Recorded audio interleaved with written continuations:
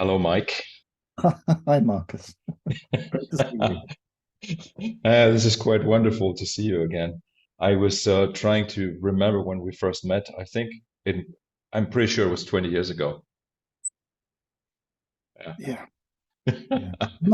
And that's a good thing, right? Isn't it? I mean, that shows a kind of continuity of enthusiasm, of interests, and finding new ways to stay in touch and being excited about stuff. So, yeah, Very occasionally, much. I think, when you get to sort of big anniversaries, there's a temptation to go, oh. But it's an achievement, and we should celebrate it. So, and that's what we're doing, isn't it? You Yeah, yeah, we are. And it's clearly also related to kind of acquiring new perspectives and also like new skills, for lack of a better word, to Mhm. see because like back then, I don't think I was able to imagine what it would be like to know somebody or have met somebody 20 years ago.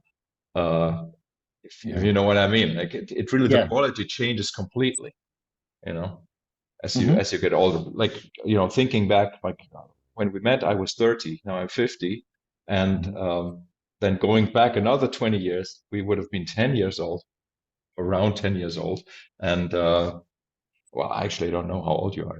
It doesn't matter, but Let's just say somewhere safely in my 50s. yes. It's an interesting transitions. It's but staying positive in a way. I mean, and that I absolutely agree in terms of looking for. We can have continuity of interest and still be interested in the same thing we were interested when we were 15. But if we're doing something about it at all, then we're doing something different. Um, and I think that's the key. I mean, any definition of growth is you're doing something different, even if it's the same thing. And I think that's why some musicians, they have a very recognizable voice, but they're surrounding themselves with different people. Others change their voice and they can work with the same people and anything in between. But it's Yeah, it's lovely to be prompted to find new things by new people, or a skill I increasingly appreciate is important, and that is taking the same relationship, whether it's a creative relationship or a personal relationship, and bringing something new in, because otherwise it can kind of turn into a fossil, and you lose something precious. And typically, the moment you realize you're losing it is when it's irretrievable. And that's a challenge to keep nurturing, such that that doesn't happen. And also, have I know, so there's so much that's really really serious in the world at the moment, and it that makes it hard to play and mess about sometimes, or potentially it does. I mean, that's sometimes what I feel. It sometimes feels that, with the world so full of, really really critically serious stuff, um, it can be a challenge to respond to that. And sometimes I think what's needed is just the opposite. You find the thing you're looking for by doing something that initially looks pointless or stupid, um, and you stop yourself thinking about, all that difficult stuff, and come out with something that later on helps you make sense. I actually think it's the process. I found this. Um, there was a there was a particular point, I think, towards the end of, is it when was it end of 20, it was the second half of 2021. So pandemic is grinding on, different places are responding in different ways. And I've been involved in a project with, Oz, my collaborator with Darkroom, and it was stuck, and it just wasn't finished. And in the end, I thought, I have to find a way of doing this, and that will be my response to everything that's going on. I don't care who listens to it. I don't care where it goes. It's just important for me. This is really important for me. I've let it get important. It's become too serious. I just need to play with it again, and listen to become a fresh person to hear it. Yeah, what does that mean in practice? What did happen? Well, um, it means I got perhaps a bit too focused on what it meant, and I just Hmm. needed to start listening again. and just go to hearing the notes and hope that, or trust that, the ability to listen and go, oh, maybe I'll change that, or because it's primarily a document of extended improvisation, some of which effectively got orchestrated afterwards. And the danger with a project like that is it collapses under its own weight, and you lose sight of what's good about it, and you're tempted to keep messing with it. And I've had some lovely guest appearances from one guitarist in particular. John Durant had contributed to a piece, and it was lovely work. And I thought, oh, I really want to share this because John's on it.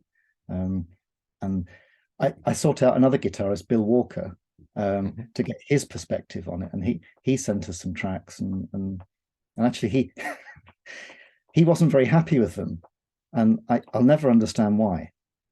Bill must have either phenomenal standards, or it just wasn't what he thought he wanted to do.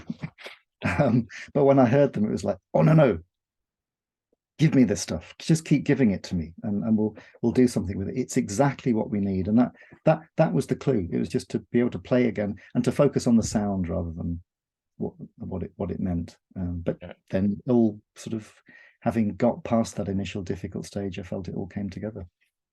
Yeah, see, it's all about perspective, right? Like you could change your perspective, or you could get somebody else involved to contribute something that then changes your perspective, or you have somebody contribute something where you don't have no idea what that's going to be, and then you, as with Bill, you realize Bill doesn't have any perspective. Well, no, and he what he'd sent. I mean, so Bill, I sent. I think we sent. No, maybe I'm making this up, but it's going to be a lovely story anyway. I'm sure we sent Bill a mix of something, and he said, "Oh, I can't hear my guitar, or the bit I can hear, it doesn't sound any good." And I said, "No. What we'll do? We'll solo your guitar that we've edited together. We'll just send you that." And then I played him what we'd sent, and I thought, this is another version. This is just another piece. We've assembled it on top of something, but now I hear it like this. I want someone else to hear it. I want to hear it. And it's got me out of that space of obsessing about whether it's any good or not, and just trusting that it is. And it really was beautiful, what both John and Bill contributed to this project. But one of the things they contributed, and perhaps I've never told them this, is just how much their perspective helped me dig myself out of a hole and say, now I can see that it's finished. I'm doing finite steps, because I think the way my brain sometimes tends to work is it feels weighed down with some expectations that I've created for myself. And the way around that is just, again, to listen to the sounds and tune in on specific things and take one little specific step, and then discover what the next one is, and just keep going until I feel we've arrived. I'm fascinated by people like, I say, like you, people who seem to be like very sensitive and very considerate about music and about their contribution to music. Like I see myself kind of like a rowdy kind of guy in a way, right? Like Fantastic. but But then yeah. I was going to say that bringing different types, bringing those different qualities together. I think the first time I met Bill was at a loop festival that Bernhard Wagner organized in Zurich. I think it was 2005, and I think Bill was very tired from jet lag, and the first time we met, I don't think we hit it off at all. But then the next day, he said something to me, and I thought, that's really profound. So we then spent more time talking, and we've stayed in touch occasionally ever since. So I knew Oz and I knew his brother Rick first because of his contribution to organizing all of those events worldwide in the first place. But it's that different perspective, but also discovering that there's something in common. I think that's the thing. It's like the 2 points of view can't be too far apart, else there's no connection. But I know that my collaborator in Darkroom, Oz, used a phrase once. He said he referred to the joy and the pain of working with Michael Bearpark. and I think we've established a balance where he's very good at generating versions of stuff and saying it's done, and sometimes I'll just say no, it's not. Really, it really isn't. That sounds wrong. So that's the pain part for him when you say no. Yes, yeah, and when I say no Ah. repeated, or can we just try this?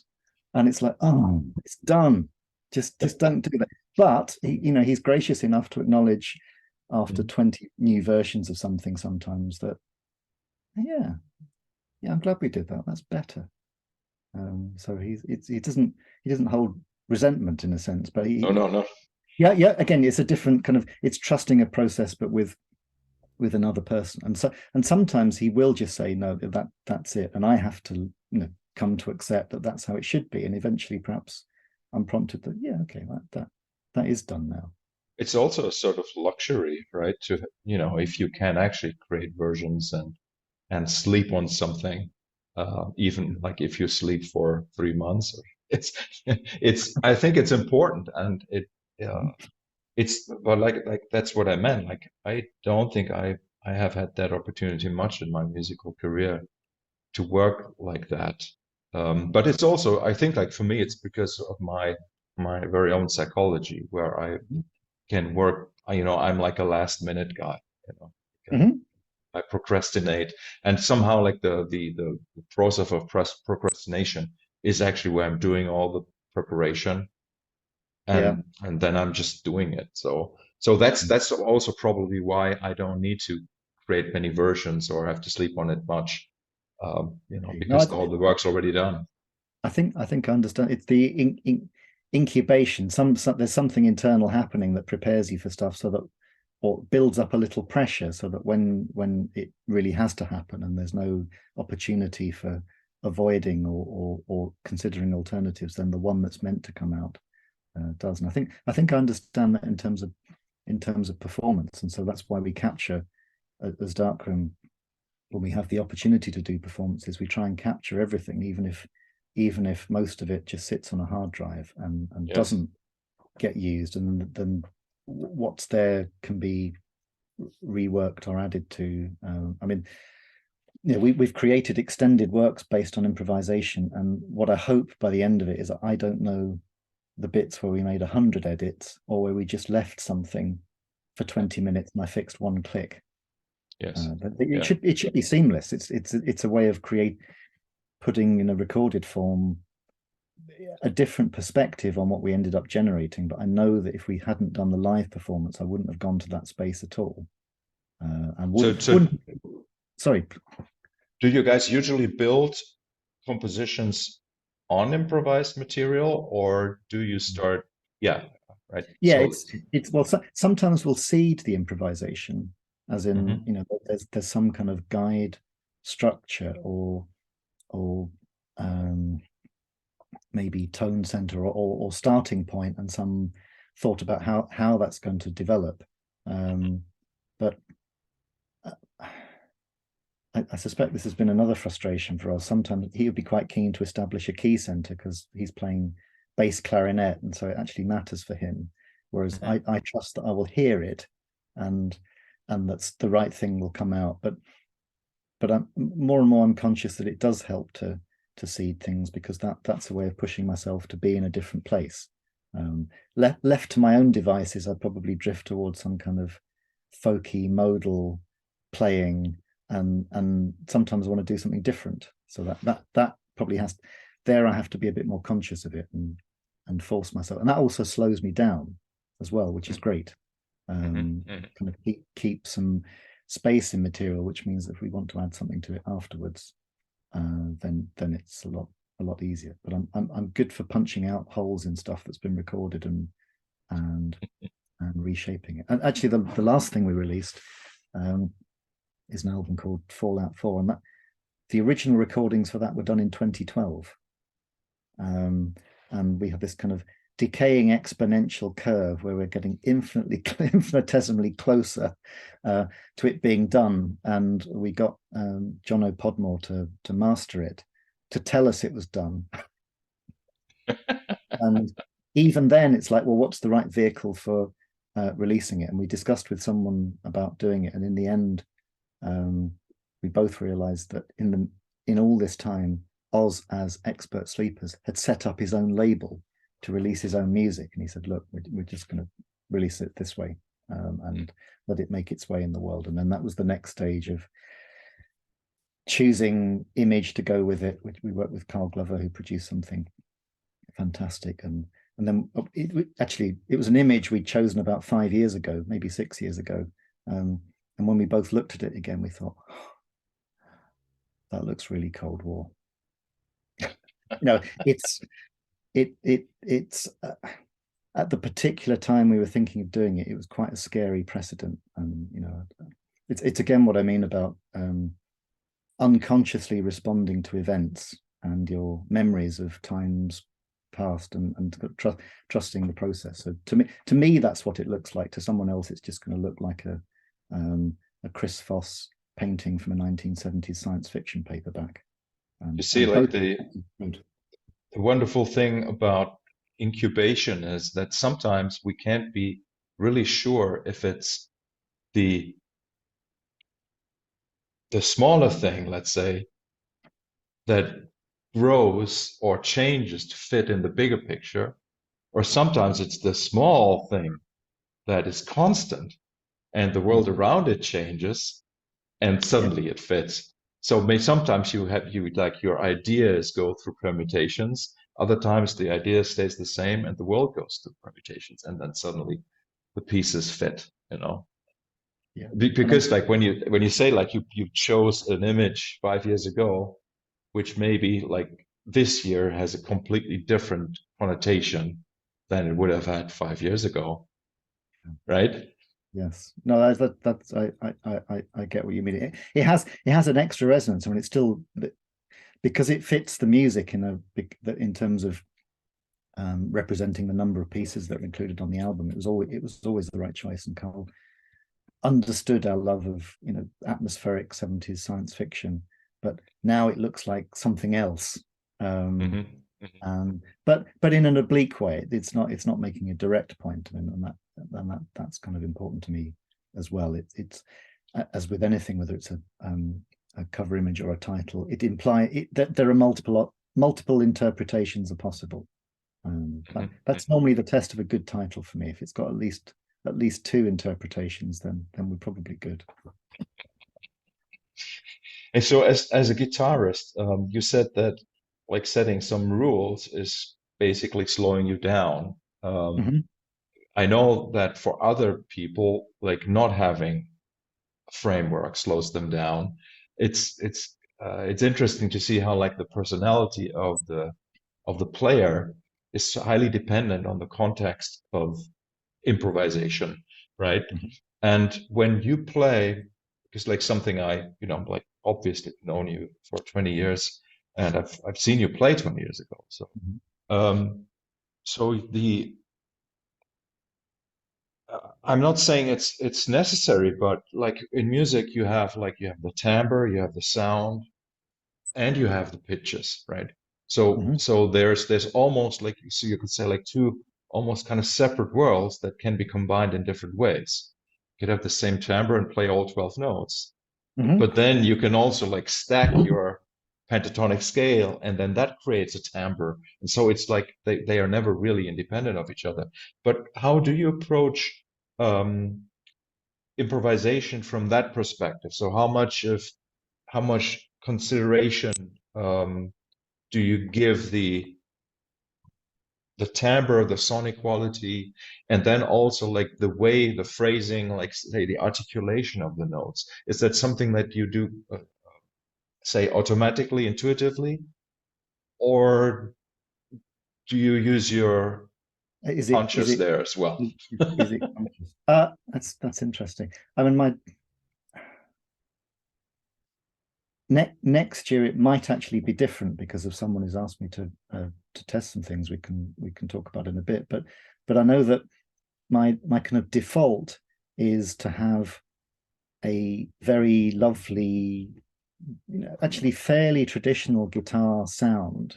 It will sound like it's been through some kind of tube processing, and currently the favorite way I've got to achieve that is a Fryette DI box, which is tube.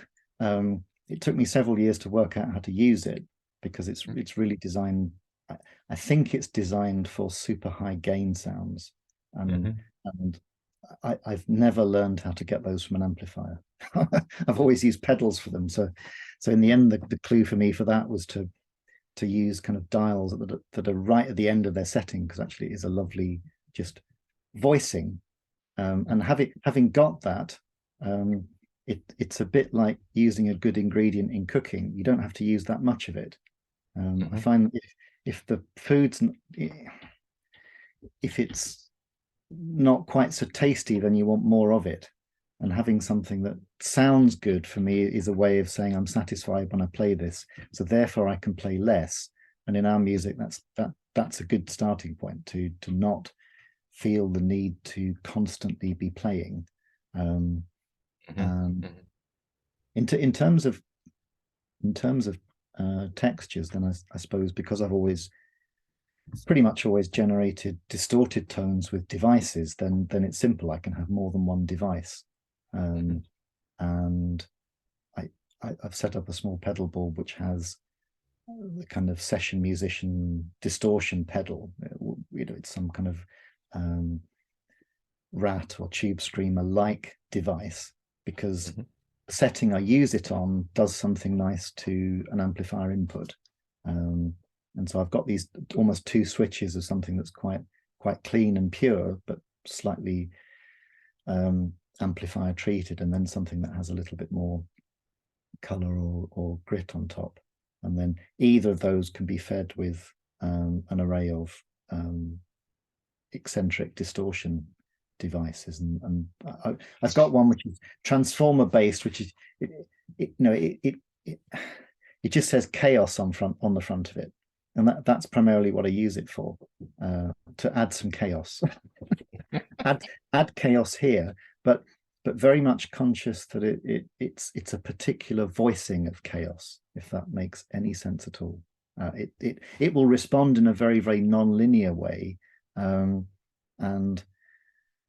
occasionally, if I'm stuck for what to do, I'll just switch it on, because then I don't know what's going to happen. Creating that and then responding to it will be.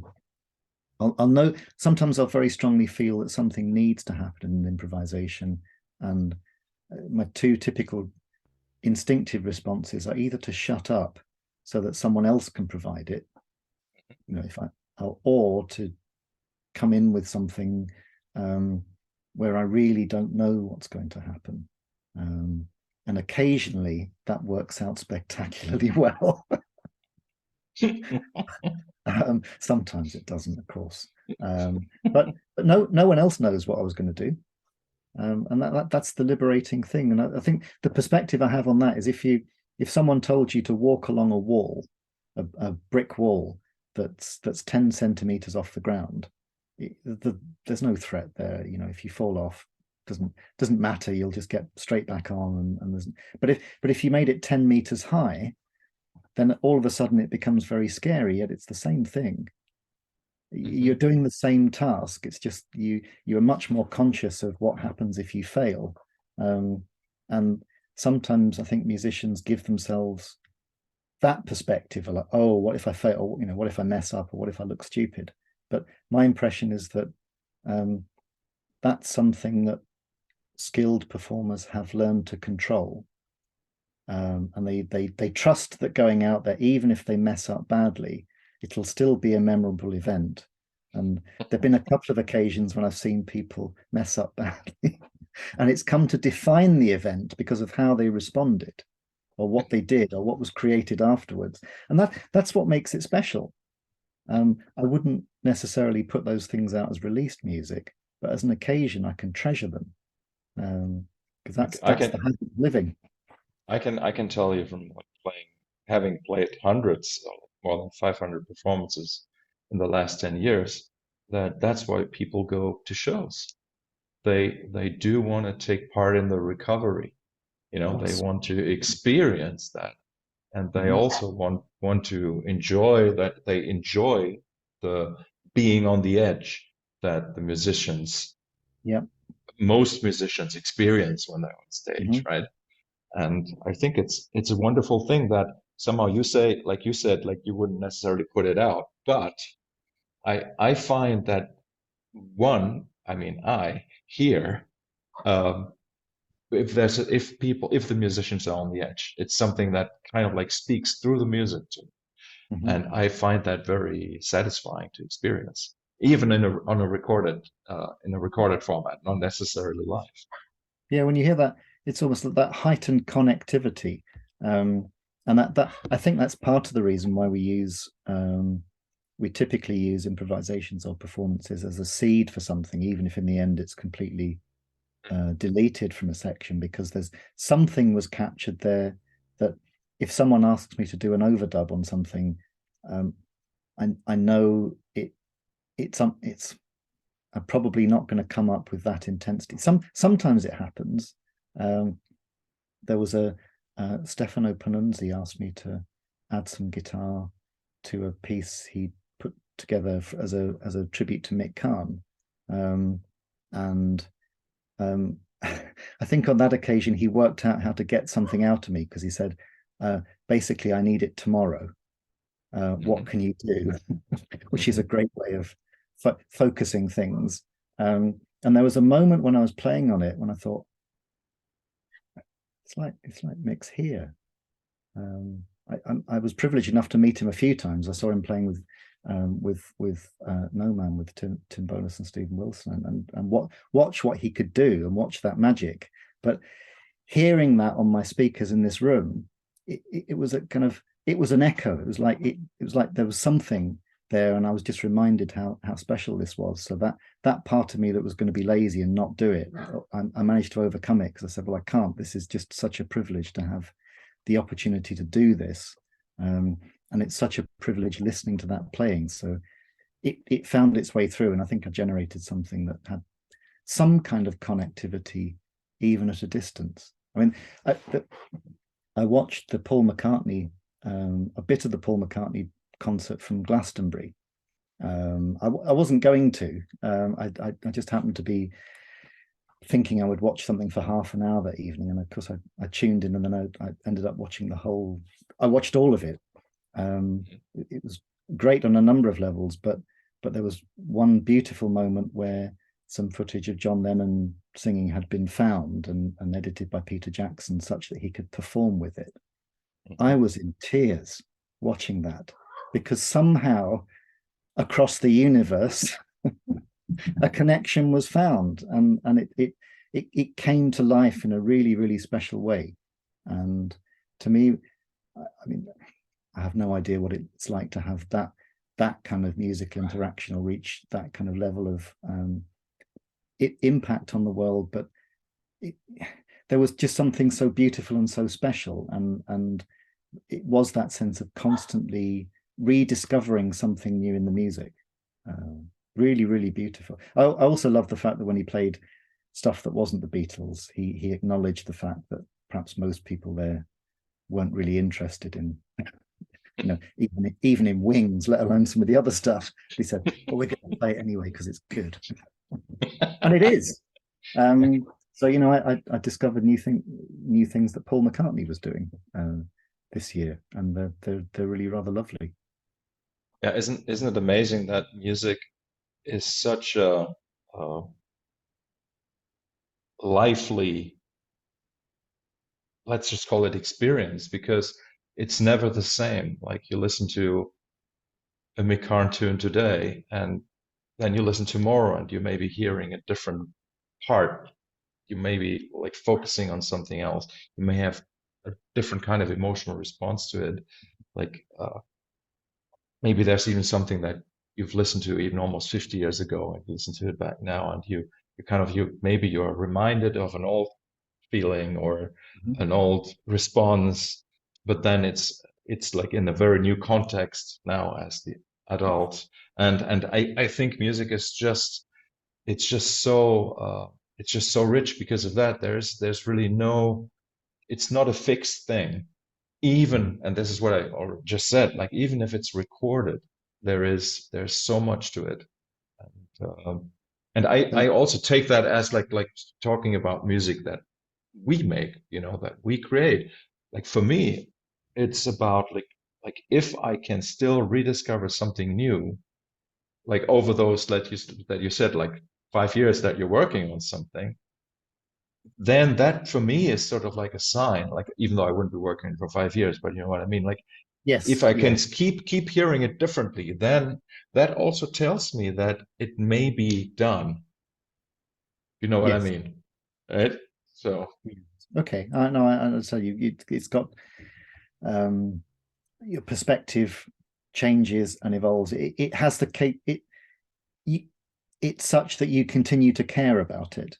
I think that's perhaps yeah. also a thing for me that if you heard it and you discovered that you didn't care, then that's perhaps a useful perspective to have. Or if you, it's a You know, couple of. Oh, sorry, please. no, sometimes I think it can be also good to learn to not care because if somebody else cares, Hmm. right, and you have trust in that person, then I'm quite capable of also saying yes, like a really deep yes to something that I'm not convinced of, because I know there's Yeah, somebody else who is, right, and somebody else who cares, and yeah. I think that's a really important perspective, and it's why um, that there are all sorts of joys and opportunities in performing music with people, but there are also potential irritations. And one of the things that I confess irritates me is being in a collective who walk off stage, and then the first thing someone talks about is a mistake they made. mhm. Um, and or maybe even a mistake I made, because that's then the focus. It's like they've taken something that was beautiful and they've picked out the what they perceive as a deficit, and that's the bit they want to focus on, rather than wasn't all of that whatever it was. um, and perhaps someone watching that connected with it in a way that we just don't understand, but is nevertheless truly important for them. And I wouldn't want to devalue it by focusing on the fact that something there was an intention and we did something different because maybe it was better, or maybe it wasn't. Again, it's this it's what it means to someone else. um, and perhaps that's what people mean when they say getting themselves out of the way, and not not interfering with the process too much, or maybe in the wrong way. um, I mean, inevitably the idea of some kind of balance emerges. But if someone has a beautiful experience watching something that I do and I'm not comfortable with it, then I'd like to think I would acknowledge that both perspectives are valid. But actually, if they got something out of listening to it, then ultimately, um, I wasn't mainly playing it for me. I was hoping that it might be heard.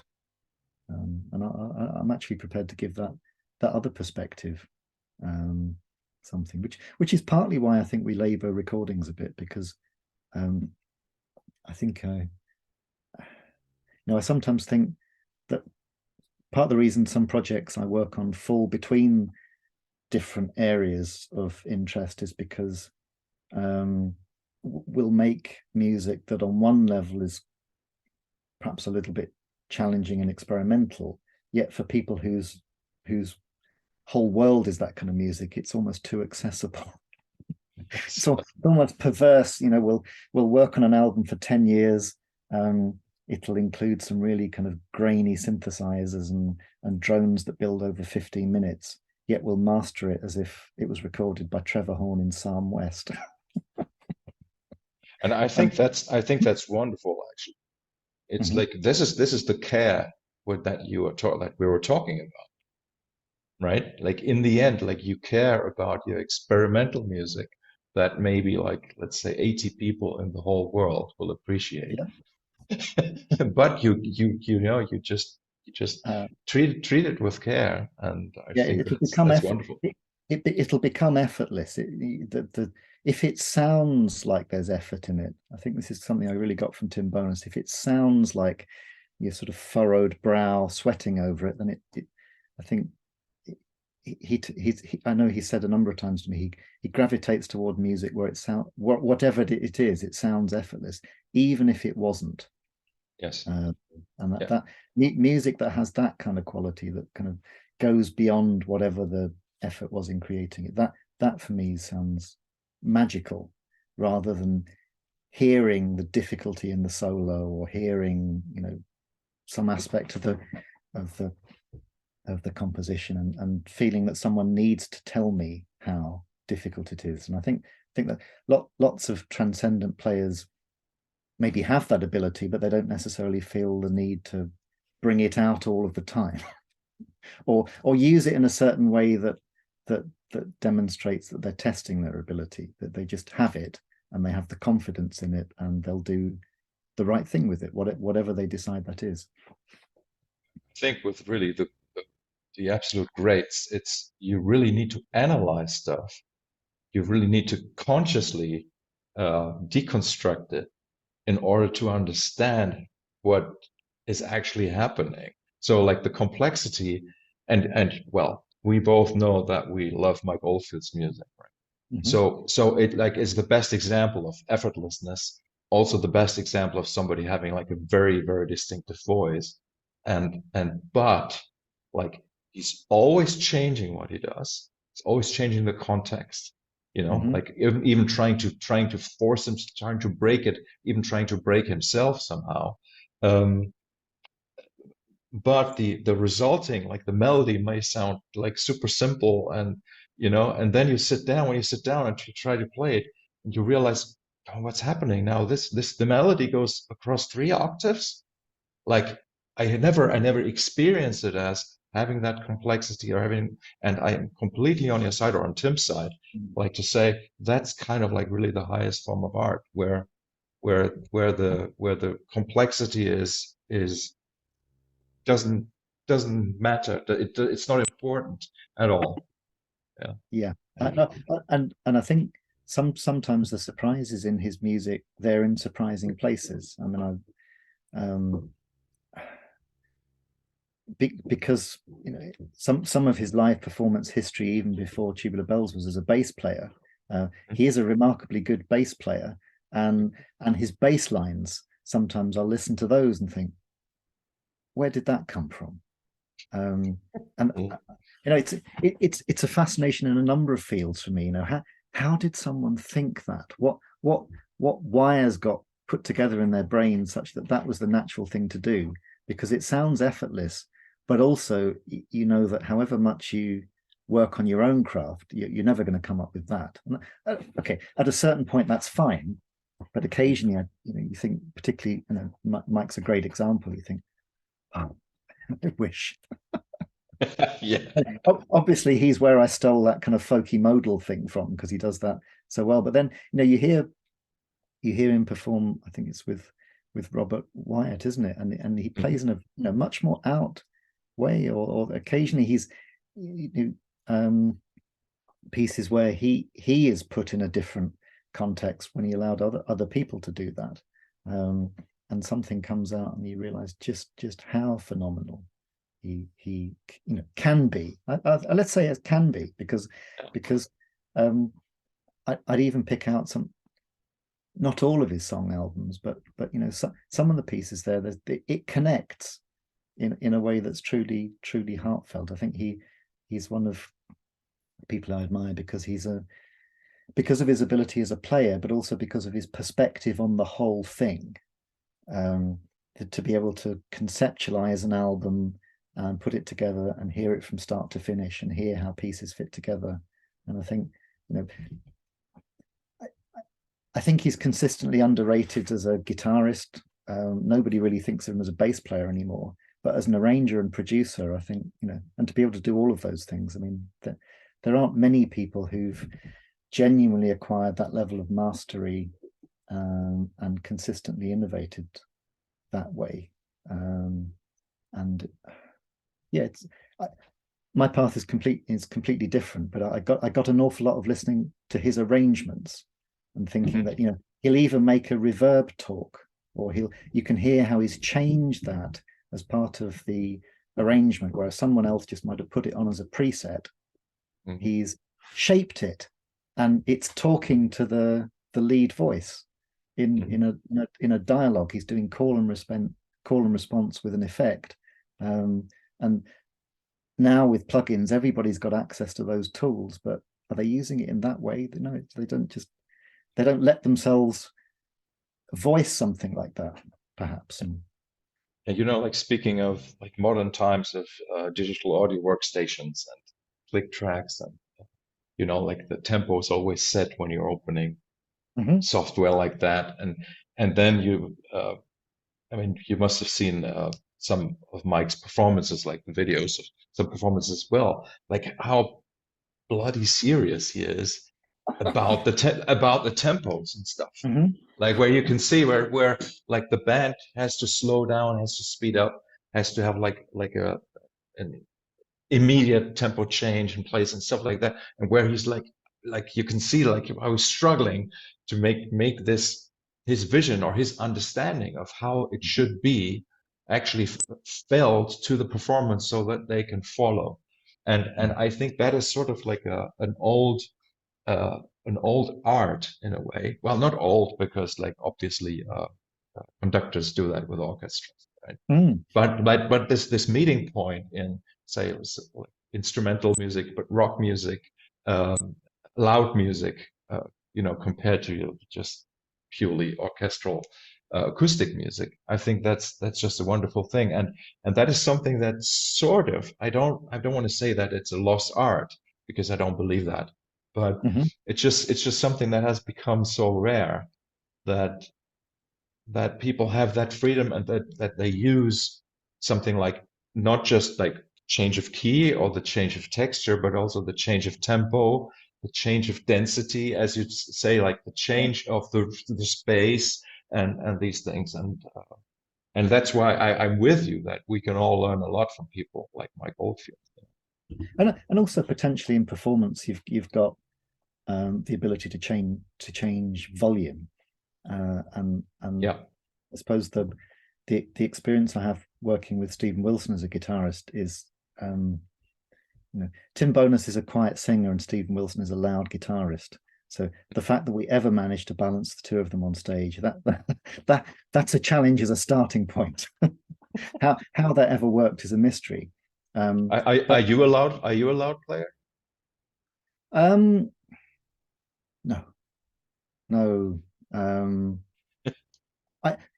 I like to hear something breathe. So I like to have the ability to create dynamics.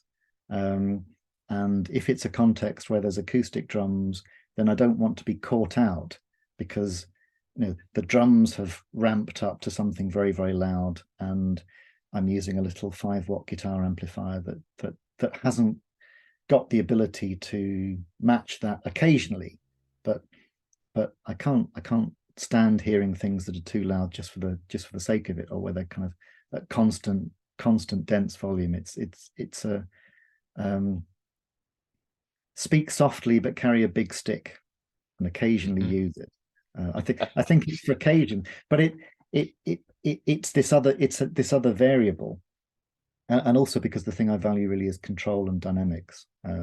Actually, when I'm mixing guitar, I know that I tend to want things to sound like they're dynamic, but actually not be. I think that's part of the trick of recording. We want to have the effect, but also to have that effect work in more than one context. And most people are listening on mono speakers or earbuds, or on perhaps on a busy commuter train, or sort of when they're out running. and it, something that's well mastered, I think, gives something to all of those. So Yes, there has to be this illusion of dynamics without it actually being dynamic. Because if something that's really dynamic won't sound good in that context, yet it will when the perspective is different because the overall volume is different. I exactly. think I actually did a hearing test a couple of years ago. I was surprised by the results because I thought that when I was stupid and 15 and did play guitar very loud, that I would have done myself some permanent damage. And I feel lucky that I didn't do it for longer because actually by I think conscious training, conscious doing a lot of listening, um, my hearing is that of a 25-year-old. I can Amazing. still hear very high frequencies. Um, I'm not sure that I have a right to, but I think it's keeping things in balance and perspective. And I think there is, by training your attention on something like that, it seems like you can develop it, but I don't know the science of that. I don't honestly I know whether it's true. I know musicians in their 60s that have very, very bad hearing, like they are almost deaf, but they're still amazing at listening to mixes and writing down feedback. And there's a way that the brain or the whole nervous system sort of like makes up for that somehow. Mm. There's some sort of amplification. There's sort of like I think that the experience and having all those references of like 60 years of listening to music is more valuable than a good ear somehow. Good ear as in technically working well, you know, Yeah, and I find that training. fascinating. Yeah. Yeah. Well, we have this illusion that what comes through our senses just is, yet it's massively reconstructed by our brains, and so the scope for training perhaps is there up to a point.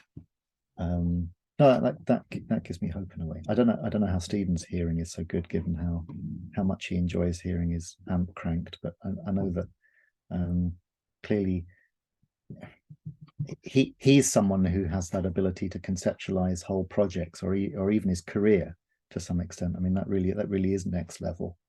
I can't imagine how you Yes. do it. Yes. Yes. It's almost Um, like making music on a level that does not involve music. yeah. Well, you see the pictures of Frank Zappa, for example. Frank signals to his band. Frank wants to hear something in quad, or you shut up, you do this. Mhm. And the conductor in rock, the role of the conductor in rock music. And I think there is an aspect when you realize that you are a conductor of certain forces, and that's a privileged position to be in, and to have reached that point where you can do that, but also make something of it. um, So, Mike, I've never um, heard you speak about your work, as in uh, computational okay. chemistry, Ah, the other side. the other side. It's fascinating, like looking at your Wikipedia page. There's like one paragraph about the one side and one paragraph about the other side. Yeah, there are the two, aren't there? Well, No, I to be honest, like I wasn't even aware of you being a researcher, mhm. scientist. Um, Dan Chin mentioned that to me maybe like a year or so ago. Oh, okay. And Oh, that's also when I was thinking, okay, like this is a great opportunity, maybe to invite Mike and to talk about that because like I didn't even know. So can you tell me about what you sure. do? Sure. Uh, do you know the book by Ted Green called Chord Chemistry, or have you come across it? No. No, I saw it when when I was starting to play guitar. It's sufficiently long ago that there weren't the kind of levels of materials that were available now, and so one thing you might do is go into a music store and look at books, and there was Ted's book, and there's a picture of him on the front, and the title is just Chord Chemistry. And honestly, you know, got to be careful letting people read books, right? You know, because they can be influential. Stuff goes in, and that idea that there could be a chemistry of chords, you know, for someone who could barely play a bar chord on a guitar, it was just fascinating. It's like this whole world opened up, or the idea that it could even be there. I think sometimes that's what inspiration means for someone. It's just like highlighting that world is there and they didn't even have a clue. And the important thing probably is it happens at the right time, because it might have happened several times before, and it doesn't connect, and then it does. And in terms of things that I used to do at school, I was fascinated by books of all kinds, and writing, and science happened almost as an accident. I, because of reading about people in the process of discovery, and wondering what that would be like, and then sort of a sequence of opportunities emerged. I wasn't sure that I was determined enough to write for a living, and I also didn't know what that meant.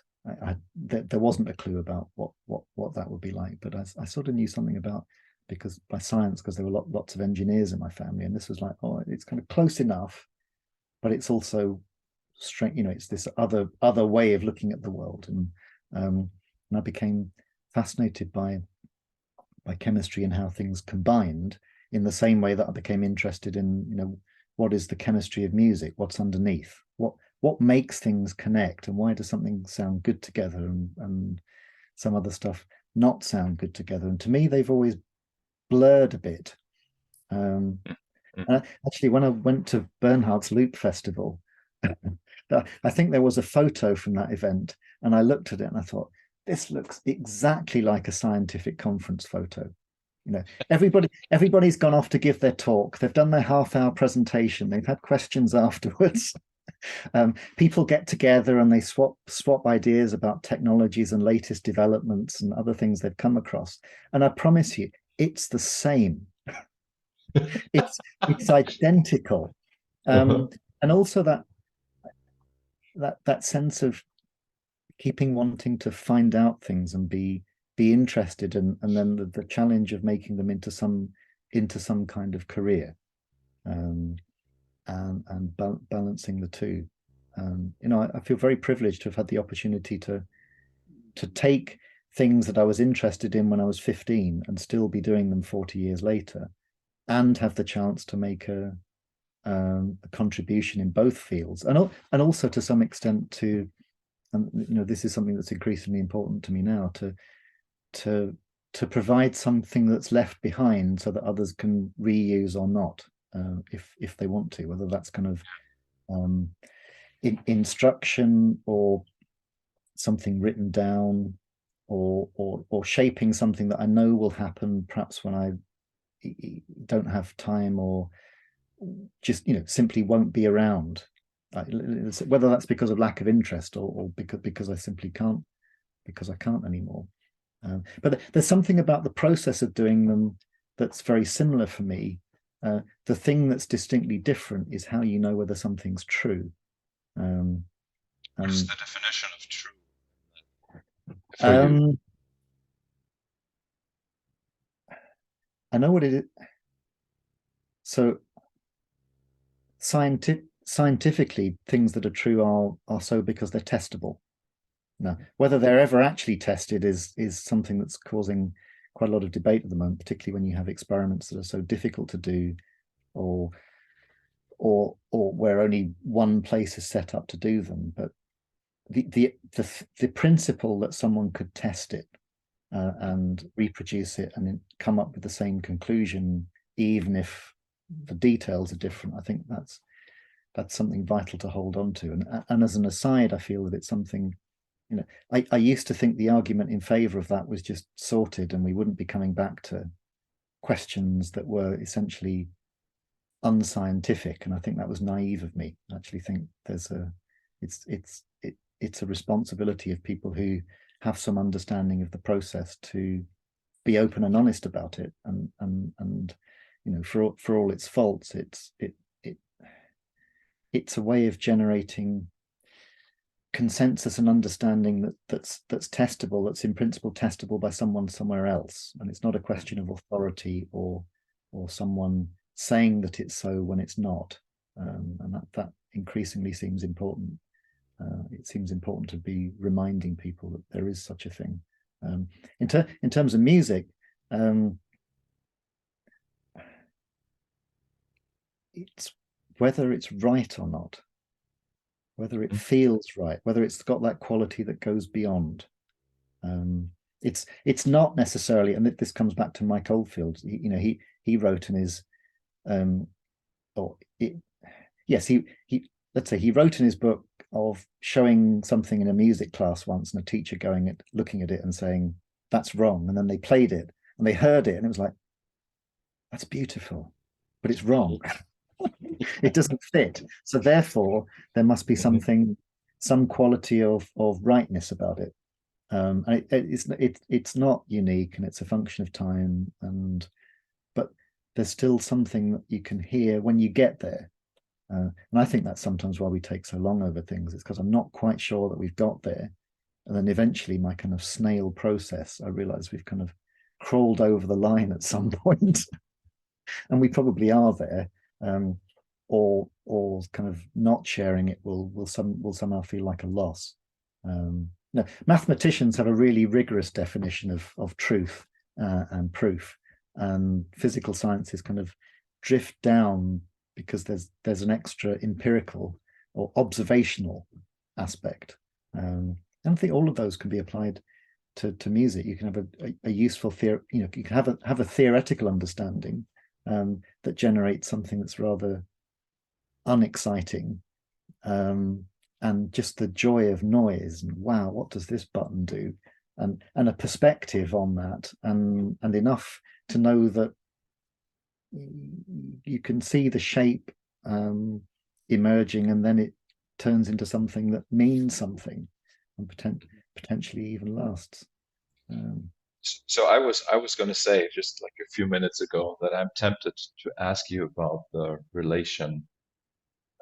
relationship between chemistry and music, and also you already talked about it now, like also what truth means in both of these uh, No, fields, right? But like let me just ask you some more about the computational chemistry, because like sure. I really have no idea what it is. Like not I have no idea, but I have sort of like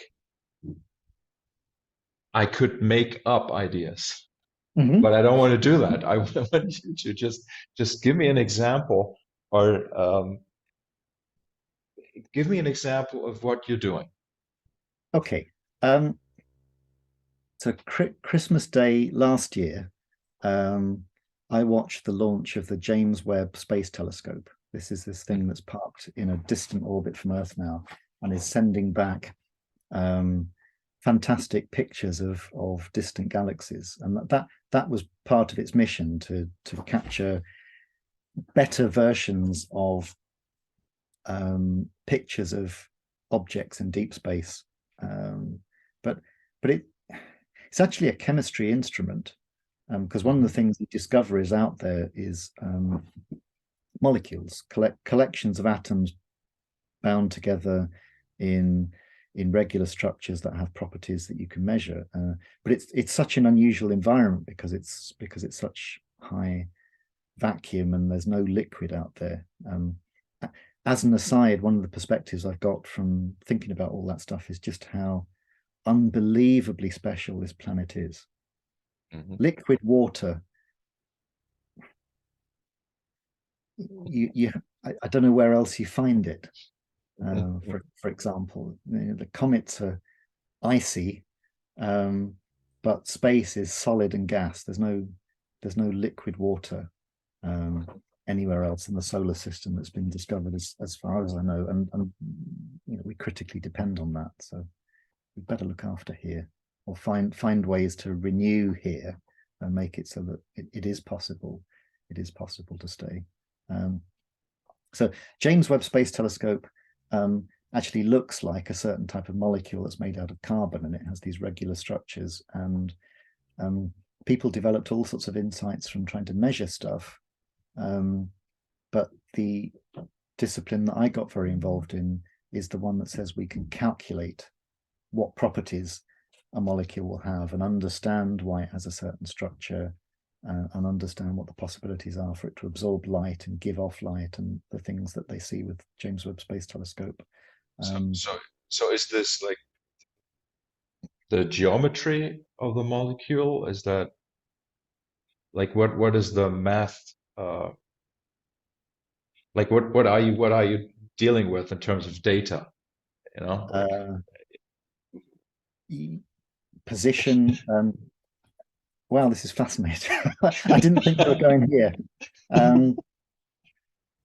Schrodinger derived an equation, a wave equation that helps you understand what the wave properties of matter are, because that was one of the fascinating insights from the first 25 years of the 20th century, that things that people thought of as particles when they're very small, they also turn out to have some wave-like behavior. And that sounds really mysterious and unlikely, because we don't see it, although we do, because the reason that things have a regular structure and absorb light of specific frequencies is intimately connected with the fact that subatomic particles have this wave-like property. And if there's a wave, then there could be a wave equation.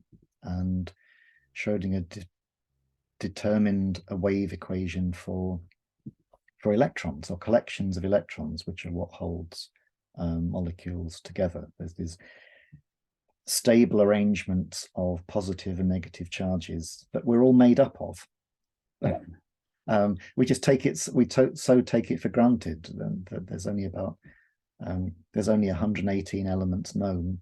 Most of them were formed in distant stars that are long dead, particularly the very heavy ones. And here we are talking about it over electricity. But there's an equation, and there's an awful lot of computing resource ever since computers were first discovered has gone into solving those equations using all sorts of different approximations. I've been privileged enough to be involved in that, because I mean, part of the reason was I discovered that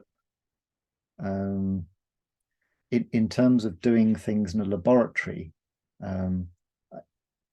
I had the opposite of a gift. I don't know how you describe it. If you needed a special skill to make things to work, I had the skill that stopped things working.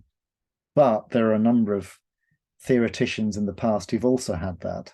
I think Wolfgang Pauli used to talk to people in a lab through a closed door. They wouldn't even let him in because because they thought if he came in, the experiment would break. And of course, in the 1980s, I messed about with early computers that became affordable. There was this brief flourishing in even a number of computers that were built in the UK that you could actually have a go at programming, and I explored this a little bit, became fascinated by it for a bit, didn't take it much more seriously, and then later on, when I discovered I wasn't very good at the experimental side, discovered that there were people who were using computer modeling to understand stuff and to get inside it, and that fascinated me. And I was fortunate enough to meet a couple of people on the way who gave me some insight into what was evolved in doing that. So it's a different kind of creative field, and it seemed like one that I kind of knew enough about what to do, and I could bring some kind of intuitive perspective to that, which is essentially the same perspective I bring to music. I mean, I can hear much more than I can explain, if that makes sense. I can hear when something's right. I can hear all sorts of harmony. I can even sometimes create it.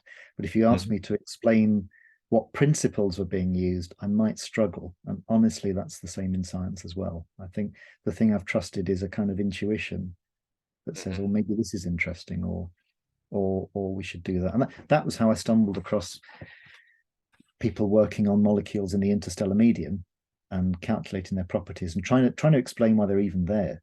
And because we can't go there, we can only see indirectly. There's a enthusiasm for modeling, for trying to calculate and simulate. So that means like that, almost from the get-go, you were like an interdisciplinary guy, like because like what you just explained, it's informatics, mathematics, physics, chemistry, right? Like it's a combination of these fields that you're. I discovered it existed at the right time. Mhm. Now, in some ways, it's with much greatly increased computer power. Some of these tools have become accessible, and that's fantastic because it allows people who aren't specialists to do something in that field. And I got involved in collaborating with some of the people who developed those computational tools, but also in traveling worldwide and showing people how to use them. And I think that's also been a very valuable perspective because it prompts me about why I do things a certain way, and also trying to organize my thoughts into some kind of framework that can be shared, or explained. So what's the difference in the way that different people approach a certain problem, um, and how does someone understand doing a scientific investigation? That it's not it's far from obvious, and when you're conscious that there's a lot of value in that perspective, and you discover chemistry has this kind of craft tradition. Ultimately it goes back to alchemy, and people trying stuff out and then building on top of that and having a more systematic theoretical framework.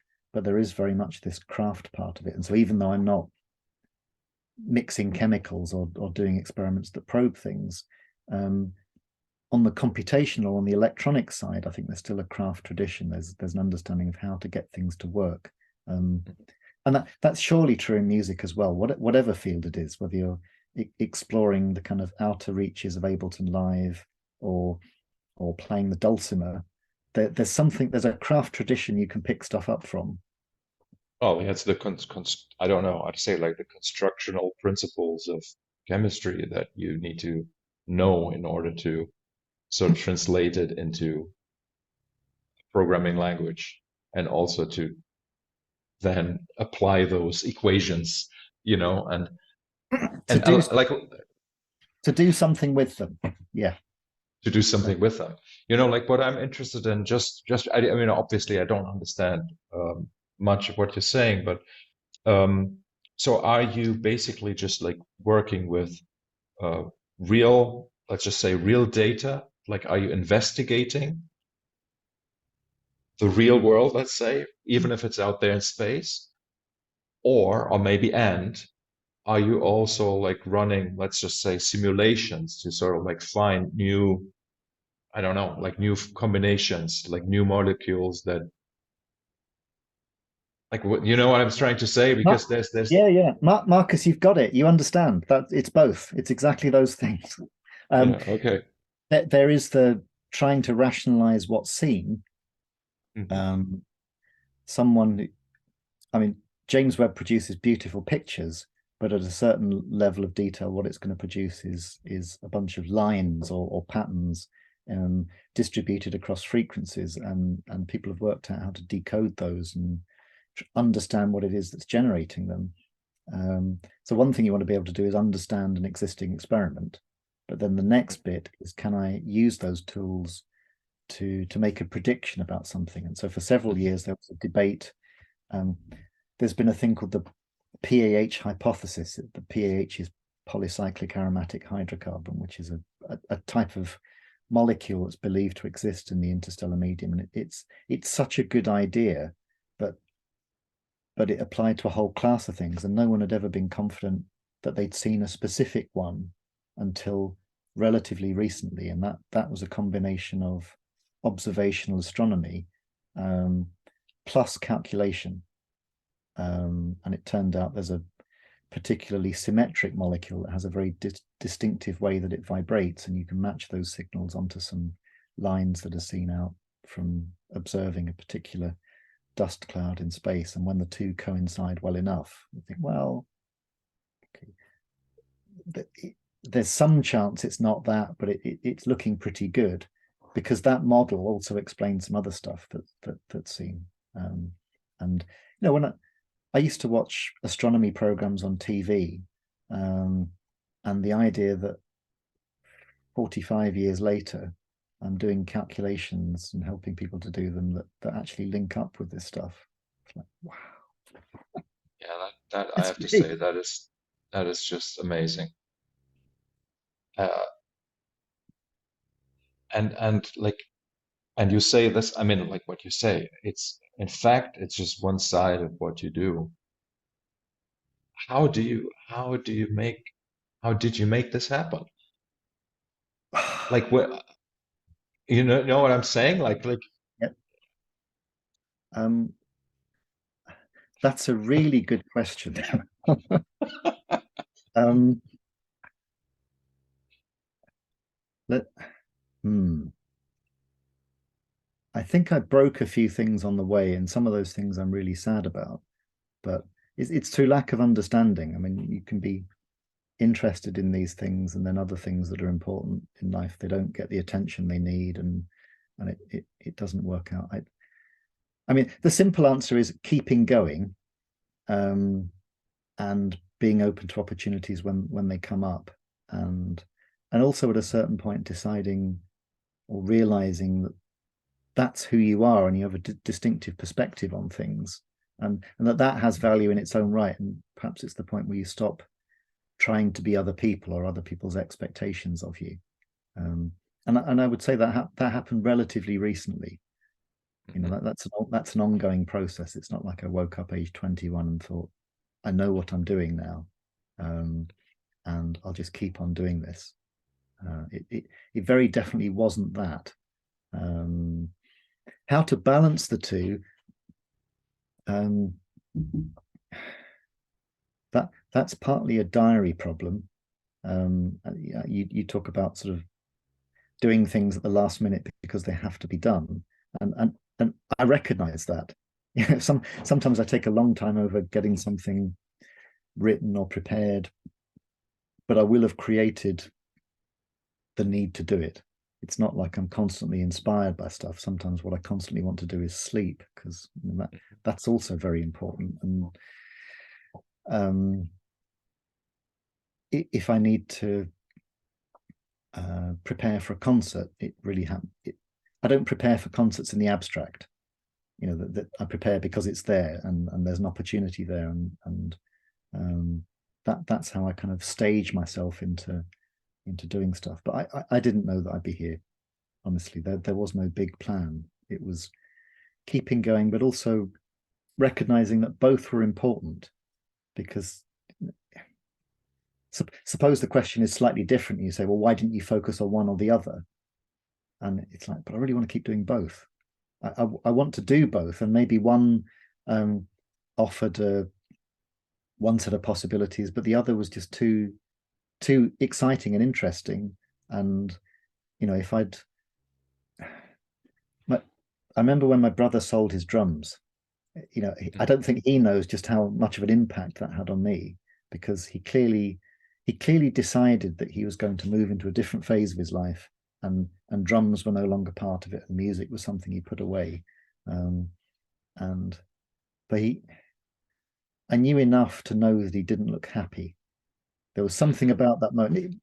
Whatever else he's achieved, he's now a brewing consultant and travels Europe, helping people set up microbreweries, and he's enjoying a very, very active retirement. He's still working with drums, but with beer in them.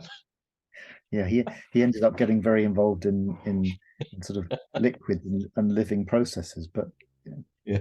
no, he was a to me he was able to make a choice, and I've come to realize that I'm like a quantum superposition. Those different things are all in there, and Mhm. I never wanted to stop one of them. And Yeah. while occasionally uh, music might be infuriating, and things happen, and you think, "Oh, why am I doing this?"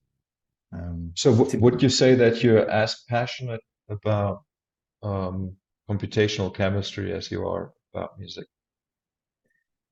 it's different. I think in some ways for computational chemistry, I was very, very driven at a number of points in my life. Um, and now I think I get the feeling that I've made some contribution there, and it's changing. I'm actually becoming slightly more interested in other things that I'll leave behind that aren't just for me. Um, so one of the things you get to do as a senior scientist is you review other people's proposals for work. Um, and I found that people who are my contemporaries, if it's still all about them, that's really arrogant and really frustrating. There has to be some plan for what comes afterwards, I think, um, because ultimately, um, if if there's a healthy environment and a healthy discipline, then I can function and I can do stuff, and it's interesting for me, and I can learn from new ideas that other people have got. Um, How can you tell that something is all about them? well, they don't. There's no kind of education component or any thought given to seriously sharing what's been discovered, or creating opportunities for junior colleagues, or um, I see. and I'm conscious that that's a particular perspective, and there are some other people who are much more hardcore about their career, and they would think that's all kind of like second-rate stuff. If you drilled them about it honestly, they'd say, "Oh, yeah, we should be doing that." But actually, what's really important is just driving ahead and progress and covering as much ground as possible. Um, and So it's you know, probably a good thing that you have this like a wide range of different approaches to yeah, well, it even means that even. if one field goes badly wrong, the other one is probably I can turn my attention to that and get something out of it. Mm. and have enough perspective to think, okay, I'll come back to it later.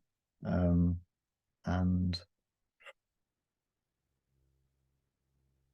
this is fun. Do you know what? I've never honestly thought about it this much. Our talking now is probably the most I've seriously thought about it, beyond thinking that they're basically the same and I'm just doing the same thing in different contexts. I hope it's okay to talk No, of about course, that for no, you because it absolutely is. But in both cases, it's connecting with something, a fascination with things that goes back a long way, and wanting to keep doing something about it. And I guess I got that fascination from things that other people took the trouble to share. And now I kind of feel that, well, maybe I should be doing a little bit of that, to document the process, or helping others. So in fact, the thing in terms of music, the thing I've done most over this year is help other people find some kind of story that helps them put other things together. So early this year, I was involved in a project, or helped shape a project that went by the name of Diaries of Destruction. Um, and that we created a shared document to put ideas together for this thing. And at one point, I discovered that I'd been assigned an instrument that was called the Morleytron. Mhm. And this clearly come Jason Arber, who I've known for a very, very long time. This was my opportunity to one of my opportunities to work with him, and he was making some jokey reference to Paul Morley and his role in the label ZTT in the 80s, and collaborations with Propaganda and Frankie Goes to Hollywood. And Paul was self-consciously a theorist, and there aren't too many conceptual theorists in music. He massively inspired by futurism, and the look of the future. And so um, he was obviously being ironic, thinking that I was being inspired by Paul Morley. But it's one of the things he created. One of the things I think they were very good at was creating a context for musicians that made it more interesting, that the recordings then kind of lived up to. So there was a framework and something, and I still like to hear albums that join up, where there's a sense of development and some kind of story that goes across track order, pictures, and where the exposition, whatever that means, is clear, and something resonates. And I think it's finding the why for a project. Why should it be this way? Why have you chosen this? Not that you have to create a kind of text that explains it, or a manifesto, although we did joke about doing that. But there has to be a why, and I think Diaries of Destruction came out of the pandemic, and the name was ironic because it was all about creating stuff. We just wanted a new vehicle for creating stuff, and perhaps I was conscious that the times we were going through, lots of things that were precious were being questioned and in some ways destroyed, and this was trying to find a way to be okay with that, and just make some noise in a different way, and playing. Actually, one of the things we played with was there was one piece where I felt what was needed was a John Entwistle bass solo. It really needed some kind of something really noisy and really kind of in contrast to the music. And Elif, who was my collaborator in that project, and very dear to me, said, I joke because she knew members of the band The Aristocrats, and said, well, why don't we ask Brian Bella? And I said, no, let's do that. Let's ask him, do it now. And she said, oh, no, I didn't mean it. I said, no, you really must, because what's the worst that can happen? All that can happen is he says, I'm too busy, or no, or you just don't even get an answer at all. But actually, Brian did reply, and he agreed to be on it.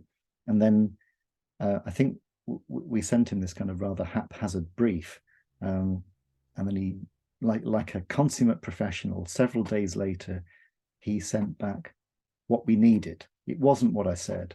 He'd done something else. And the first listen through, I thought, oh, I don't know. Then the second listen through, I thought, wow, he's just worked it out. He solved the problem. He's like the scientific genius. He's taken all the bits of the puzzle and he's figured out what I really needed, and it sounded way better than what I imagined. And that was kind of playing again. But that perhaps provides that definition of truth. Initially I wasn't sure, and then I realized, no, that really was very, very special.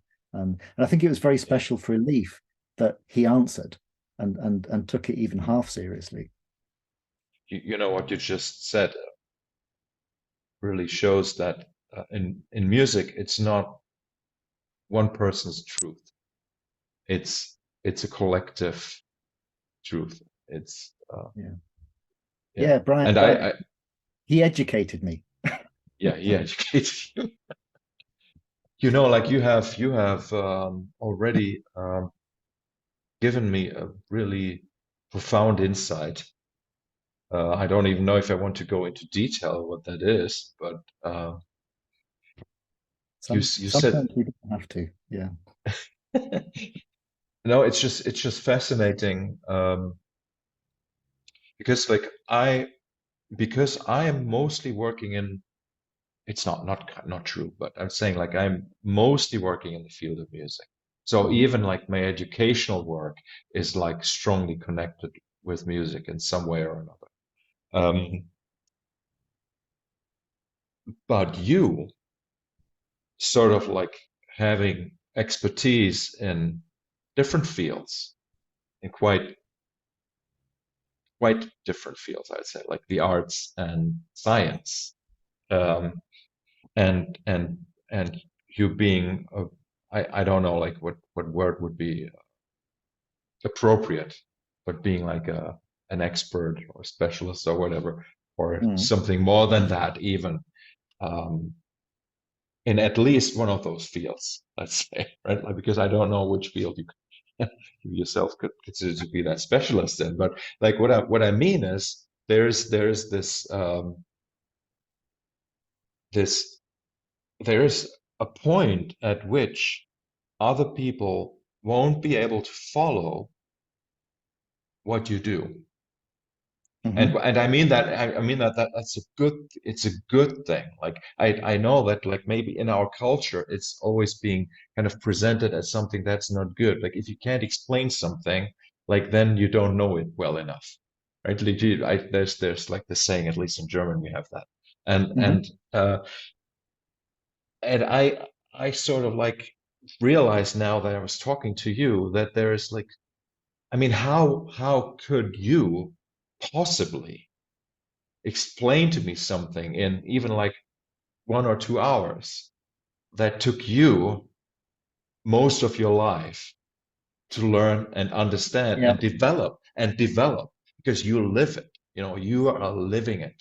And now like because that I clearly see that and hear that from what you're saying.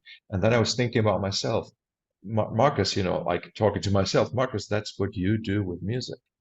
Mm. And it explains quite a few misunderstandings if I approach it or if I see it from this perspective. Okay, there's somebody who's like almost like really like the definition of nerd, like somebody just like only kind of like working in this one field and not having any idea about what's going on around him. Like that's me, I'm that guy. Well, And but that's it's a different perspective, but it's at a certain point, anyone who's going to make any impact in a creative field goes through these intense phases, and they're just absorbed in doing something, and sometimes maybe they never come out, they get lost on that journey. But it can't happen all the time, and there's a people who've thought about the process of doing science recognize that it's very non-linear, and things will build up for quite a long time, and then the evidence or the pressure for change becomes overwhelming, and then there's a discontinuity or a disconnect for whatever reason. And sometimes it's appreciated at the time, and other times it takes a long while. Quantum mechanics, which is what the research I do is ultimately based on, had a very slow start, and because I think there were other exciting things happening at the time, and it took fully at least 25 years before the importance was truly appreciated. I think, which is an awful long time. I mean that's a career potentially. um, yes, um, so it I think if I had to summarize something about the science part, it's I'm dealing with testable mystery, because at some point there are things that you have you kind of accept as guesses to work with, um, and you could kind of keep on recursing backwards and forwards and saying, well, where does that come from, and where does that come from? But in some ways, the advantage of doing something that's ultimately connected with experiment is you can just say, I tried it, and I tested things, and I can make predictions with it, and that's useful for going on with. I mean, mathematicians wouldn't generally be happy with that, but in physical science, it kind of works. And I think music is a kind of testable mystery as well. There's something about the process, but also, if you hear it and you like it and enjoy it, then that's your perspective, and it means something to you, and it connects at a certain time, or whatever. Then it has value, and if it doesn't, that's okay. My musical research is so patchy. There are all sorts of classic albums I know I've never heard, and I'll lie and say it's because I'm saving them. But the truth is that I pick up something else and want to hear it, or I want to dig in deeper to some other thing, um, yeah, or I'm waiting for a prompt to listen to something, and also I suspect it's because I don't. Part of me is a bit contrarian, doesn't like to be told to listen to something. So if everybody's if my whole social media feeds have got frothy and excited about something, I'll give it a couple of months before I play it, and then I'll make up my own mind. Um, You see, like as you know, I'm playing the touch guitar or like the Chapman stick back in the 90s, and I started to research into the technique. And that is really like my field of research, and that's mhm. also the field of research that I do with other people, and where I'm passing on my knowledge. And believe it or not, like because you just said like it's not a linear process. Research or science ever is a linear process. Like there are so like amazing discoveries. Like you won't believe it. Like I've been playing, like in December this year, I will have played for 30 years. Mhm. And just 3 days ago, I made a discovery that is mind-boggling. Something that was right in front of me, like for Yeah. 30 years, and I just didn't get it. Mhm. Like because there was so much else to work through in order to reach this point of clarity, where suddenly the whole thing opens up and there's like a whole new, you could say, playing field, or whatever you Yeah. want to call it, or Yeah. but a logical playing field, not something that's arbitrary, something that makes sense in the context of everything else. And the funny thing is that in the moment where I'm having this realization, I know, but there's going to be a next step, a next level of enlightenment, which will Mhm. feel as exciting. You know what I mean? So like I mean, I know as a researcher here that I have a breakthrough and I'm excited about it, but there's never an end. There's no end in sight, really. No, um, that's the reward for keeping going through perhaps a plateau when you're not sure what you're doing, or you have Mhm. concerns that other people are. If you make the mistake of comparing yourself to other people too much, and you think they're making breakthroughs or they're doing this, and why is it not happening for me? But trusting your own process to deliver at a time you can do something with it. Fascinating. So there must be quite a few of these breakthroughs in computational chemistry, right? Like just because of, first of all, you have new applications like coming along, right? But you Mhm. also have new tools, more processing power, new approaches. Like I don't know how important like machine learning is for what you do. For example, like all these things that like we could already conceive of them like 40 years ago or even 50 years ago, but now they are actually doable. And and Yeah. and so like for you, there's like I'm studying this one instrument which for 30 years is unchanged, almost unchanged. Mhm. But you're actually dealing with changing, like your instruments are changing as well. Changing technology, although uh, the the scale of computer power that's available now is unimaginable compared to what it was 30 years ago. Um, but the operating system that those research computers are running is essentially, you can look at it and see lots that's the same. So if you've ever typed Linux command line, Yeah. you could probably talk to a 1970s space probe with something that looks like that. It's still, even though the version that most of us use is re-implemented from the original systems that were created, it's recognizable, and it's become this kind of universal language. And it's only relatively recently that people have explored other ways of interacting with those resources, and that's a change that's probably happened, maybe over the last 5 years. Serious. I mean, it's been going on longer, but um, as someone who's one of the other things I do is I'm academic director of a computer center, so which has like 5,000 users, and if you thought I knew what I was doing there. But it's bringing a perspective. I think the perspective I'm bringing is of someone who's perhaps a non-specialist in computer science, but who uses computers, whether it's heavily or occasionally, and they want access to something.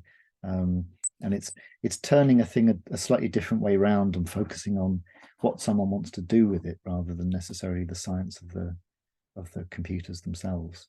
But it's that's a fascinating area to be involved in because of what else it supports. I guess that's become more interesting to me because it potentially means there's a different kind of legacy in terms of a functioning system with some principles that will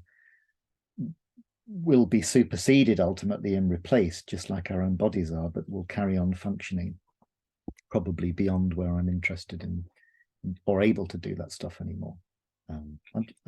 It's lovely that people still listen to me when I say things like, "Oh, why don't we do this?" or "Why are we doing that?" or to have a perspective and to do it at that level as well. Mind you, having said that, sometimes the disagreements people have at that level, how can I put this? You perhaps imagine that when you get to a certain level, people will have developed the skills to kind of sort things out in a reasonable way. But I think sometimes you discover that people got to that level because they're unreasonable. and the way you sort things out changes to reflect that. I mean, I like to think I can acknowledge when someone is passionate and disagrees with me, and maybe they're right, or maybe we should find a compromise. I think sometimes I feel, given some of the experiences I've had, that I should go off and look at mediation or kind of peace settlements, because occasionally there are musical situations where that would be useful as well. Yeah. I think that this magical thinking that we have as human beings, which is really not scientific at all. But I think it's an important ingredient, as far as I'm concerned, in research, because it's where new ideas lie. It's where the ideas lie that you then can test scientifically. Yeah. And there you may discover something that you wouldn't have thought of if you were, purely in the scientific mindset, let's say. And that very much applies to bands and to musical situations as well. Yeah. Scientific research is not scientific. Yes. Humans are involved. Yes, that I think there's something like that. And while there is, there's theory of music, there are also very, very different traditions. And I think it's in some of the most interesting musicians I've ever seen or come across. They're clearly, whether consciously or not, they've absorbed something from another tradition as well.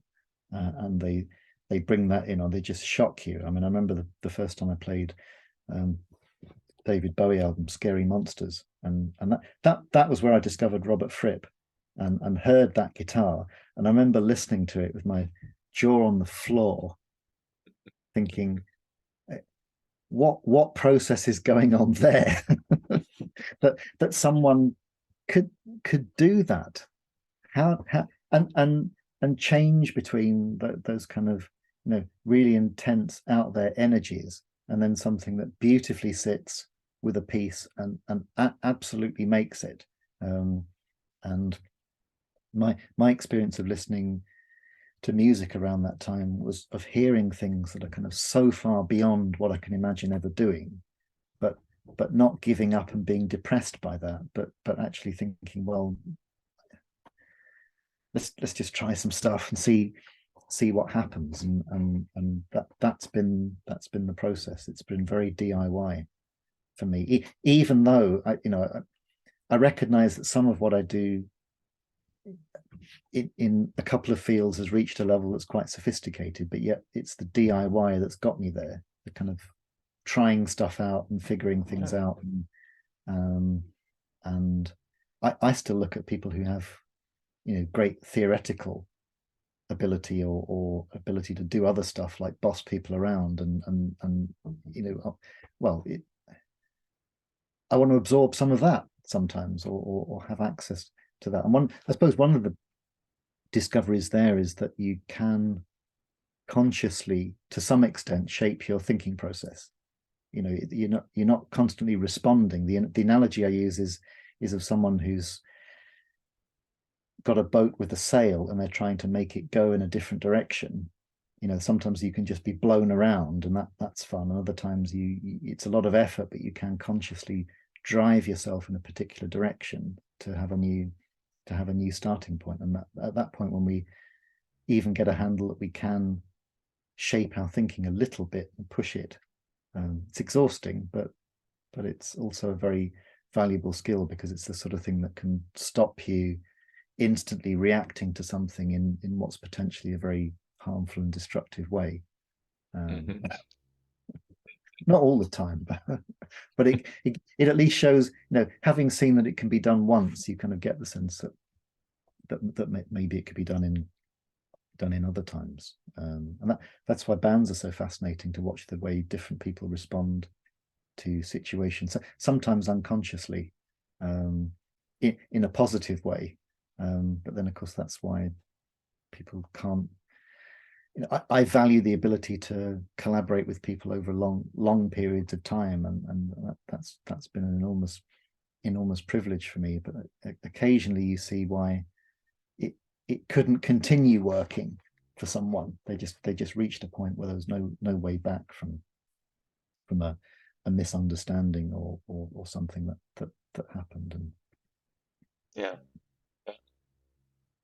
You said something really profound, like a long time ago, like an hour or more ago, about when you were talking about mastering an album or dynamics, and that the restriction of dynamics is actually what makes things work, but like in the recorded music. And somehow, I'm an advocate for that principle, like on a grander scale, even. Like even if we're talking about musical skill, like yes, you could have Robert Fripp play guitar, but you could have Mike Bearpark play guitar. In the end, it doesn't like it doesn't make a difference, because there's only so much space that you can fill. And so that let's say you choose to play one note, where somebody else chooses to play 10 notes, but those notes, they still fill the same space. And so there is, and so it's like this process of compression, or you could say expansion, that happens with music or with any sort of art, where where and I think it's like a function of attention or focus, or of awareness. And so everything, things that you focus on, they expand, and they take up that space that you're making available. And that's why I've completely given up, like not given up because I never wanted to, but like I'm not judgmental at all about the form or it. I don't care if you're a good player or not. It doesn't matter. Like what happens to me, or what matters to me, is what I experience, what I make of it. Mm-hmm. And You the know? connection, and doing the right thing, with the abilities you have, and perhaps recognizing that working within those and finding the right thing means you'll have this different perspective, different perspective to others.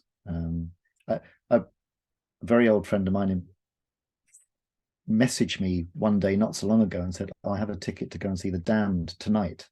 Are you in?" Mm. I thought, well, yeah, why not? Let's go see this. um, and I kind of knew it was, again, having not done any research, I knew it was kind of vaguely significant. The old lineup was back together again, but it really was eye-opening, actually, to to hear some of what they did, because Mhm. there are particular pieces that I thought I could listen to that 100 times and it'd still be good. It's just brilliantly put together, and the whole energy of it.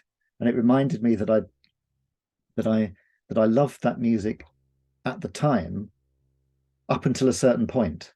And sometimes it would be only the first 5 seconds of a song that I enjoyed. And occasionally, when the voice comes in, I would think, oh, it's gone off for me now. But the energy when it came in, that was just fascinating. And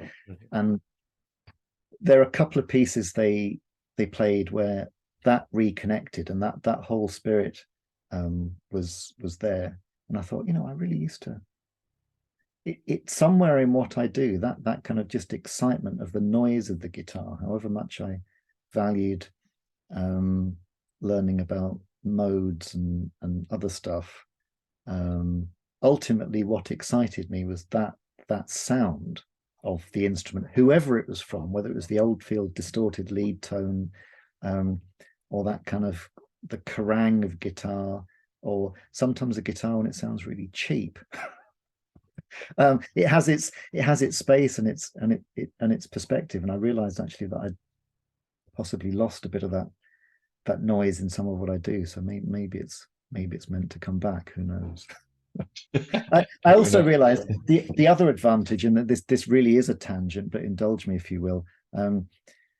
Back at the time, there was this narrative that music and some of the rock music that had gone before it, they were utterly different. This was a kind of year zero, a break. And what I realized, particularly at that concert, and also something else I'd seen not so long before, is that the difference between the Damned playing Eloise and Status Quo on Pile Driver it's about the width of a cigarette paper. It's mainly the voice and the presentation, and it's sped up a little bit. Mhm. But if you told me that at the time, I would have said no, that's just completely wrong. And if you told me that when I was 25, I would have said you're completely wrong. And now I hear it objectively, um, and and and that's a very different perspective on things. That was probably far more true at the time than anyone wanted to acknowledge.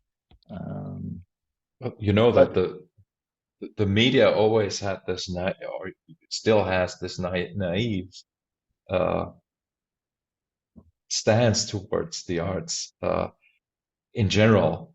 Like, an example that I would like, I really love New Model Army, mhm, British band, and like in the 80s, there was very aggressive punk, you know, uh, and and the main guy, he loves Motown music.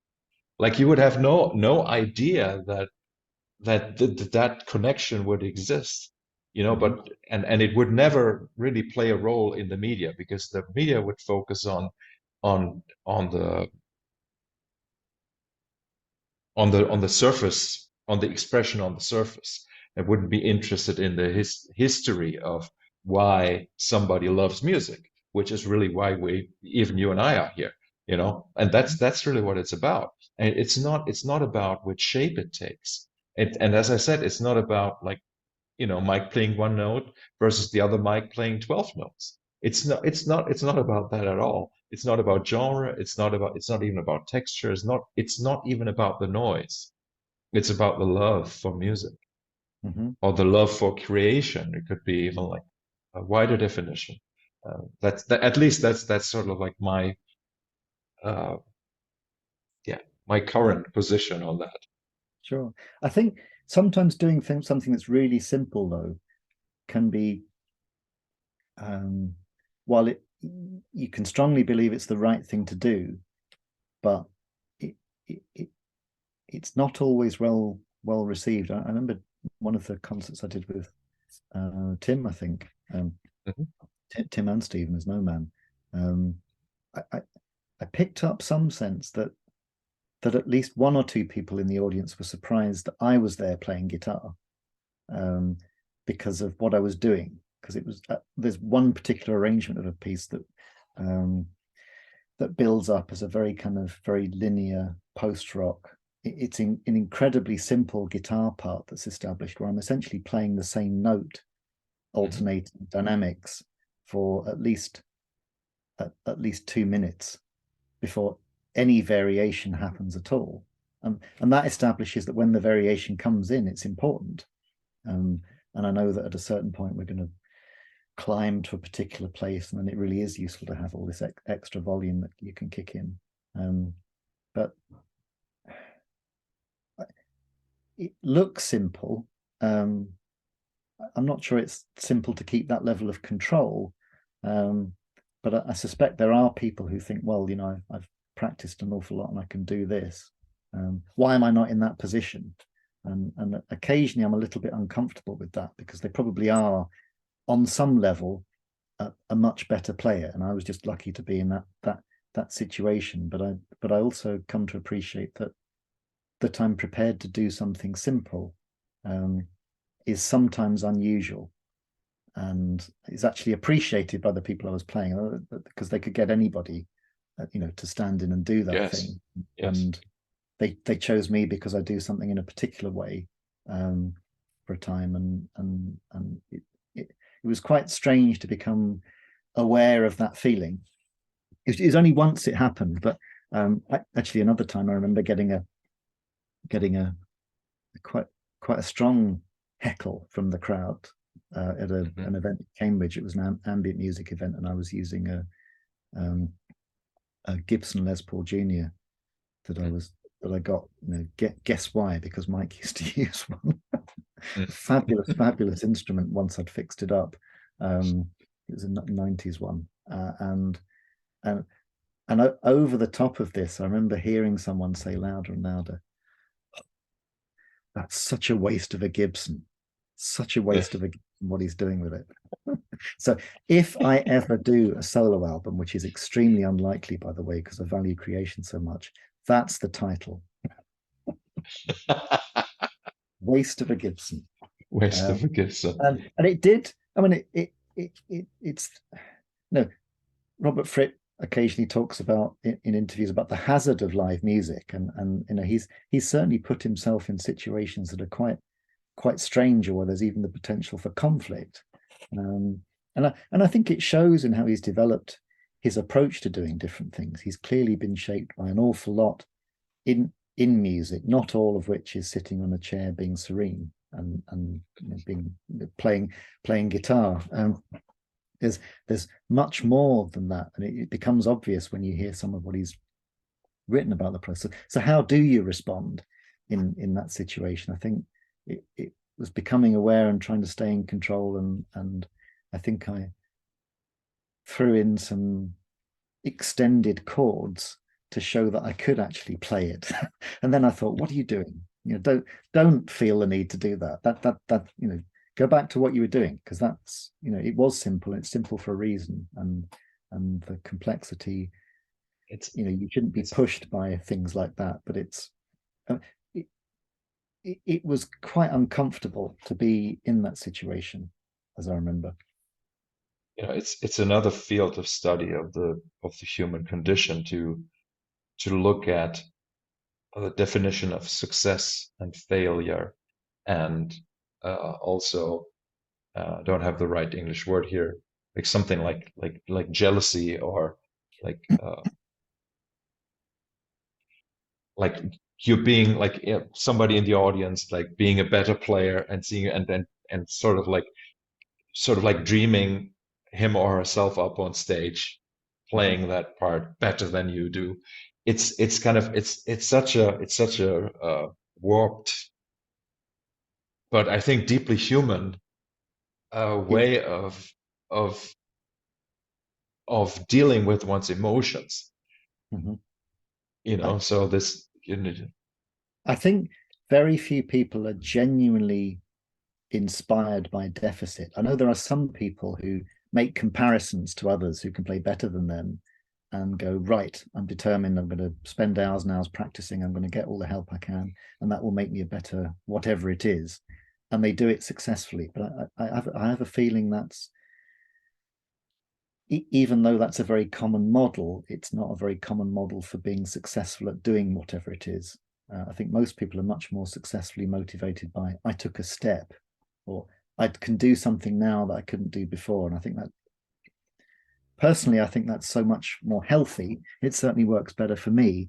I recognize that occasionally I look at things and think, I wish I could just do that, or I wish I could just have that. But it's not how it is. I can be inspired by it from a distance and then do something else, and should perhaps be looking for what I'm supposed to be doing rather than wondering what it is that everybody else does, because then you get lost if you are constantly chasing off for other stuff and then wonder where it, what was the connection, what does it mean. People I have a lot of respect for tend to be those who found what they're meant to be doing, whatever it is. Are you also mentoring people? um well, I guess this Morleytron idea came about partly the other joke with this Diaries of Destruction project was that I wasn't going to play on it. I was just going to be the concept synthesizer. We put together this idea and then I wouldn't play on it, but then I couldn't resist. I did a bit. I, Mhm. I felt it wasn't, I didn't really feel it as conscious mentoring, but it was certainly shaping something and saying that I value this in music. I think we should do it this way. Why not give it a go and see if it works for you?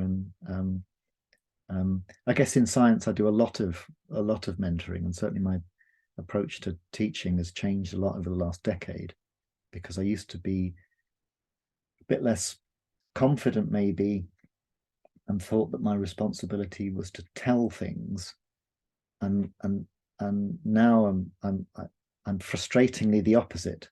I suspect I will tell people stuff, but I also feel it's really important to prompt them to figure stuff out, um, because that's the value of an individual interaction.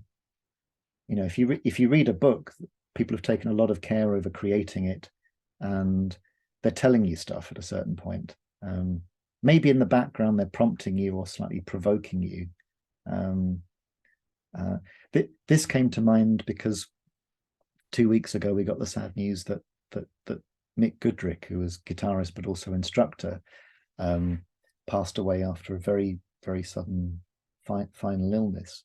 And I I had access to his book as well, called The Advancing Guitarist, and the bits in there, Me too. it's it. He just came up with an amazing framework for stuff, as an instructional tool. Um, it's eccentric but brilliant, because he organized things in such a way that he saw clearly stages of development that were going to cause people problems. So he was kind of setting them up from the beginning to bypass that problem. You learn chords and then you learn scales, and then no one ever necessarily gets around to telling you how they fit together in your playing. And he developed a whole system which in principle bypasses that. Mhm. But I think as an instructor in person, sometimes he would be quite, he wouldn't give a lot. It's like he wouldn't seem to give a lot away, and then the person he was helping, who turns out now to be some giant of a player, he said, it's almost like he said, well, they didn't really need my help anyway, or they just wanted me to say it was okay to do something they were going to do. Or or maybe he provoked someone and said, why are you doing that? And I remember this guitar player column that he wrote years and years ago, when he said he was working with a student and they were working their way through altered dominant chord changes, and the student was soloing over this and it was going brilliantly, and then he did sort of C G, and the student went, what the hell was that? What did you play? I have no idea what to do on this. And he just fell apart laughing. It's that sense of provocation and helping someone to discover, and you might think it's really inefficient, but actually it's what creates lasting value. So I think that's what I mean when I talk about instruction. And at a certain level, it's recognizing that someone must find their individual voice. And um, there are, I guess, some connections to being a parent in a way. You're not, Yeah. if you tell your child what they're supposed to be, at a certain point, you're likely to discover that they're meant to be something else, and that's going to be a painful experience. And there's enough evidence of people from the other side who, you know, perhaps had to rebel or move away to find what it was they were supposed to be, because they were supposed to be something else from a certain point of view. And I've tried to. That's probably another reason why I'm wary of that. I appreciated that I was probably expected to do some things, but I did also have some freedom to mess up and try other stuff, and that was very valuable. And it meant I wasn't pushed in some direction. Meant in some ways I wasn't pushed, but had the space to find things out, and I had the space to play guitar a lot when I was 16 and 17, as opposed to doing academic study, but did just enough to scrape onto the next level, and then got obsessed with that, and then here I am, professor at Imperial and director of a computer center, who also plays guitar. Who knows what it had been like, if the mirror image had happened. And you've got me thinking there, but there's no control experiment. We're not going to do the rerun and see what happens the other way, but it might be fun to think about. So it would be fun to think about like the chemistry book that would turn you on to music, right? Yeah. Hey, But it's got to be accessible. I mean, at a certain level. So and I think I'm becoming, because I've done workshops worldwide,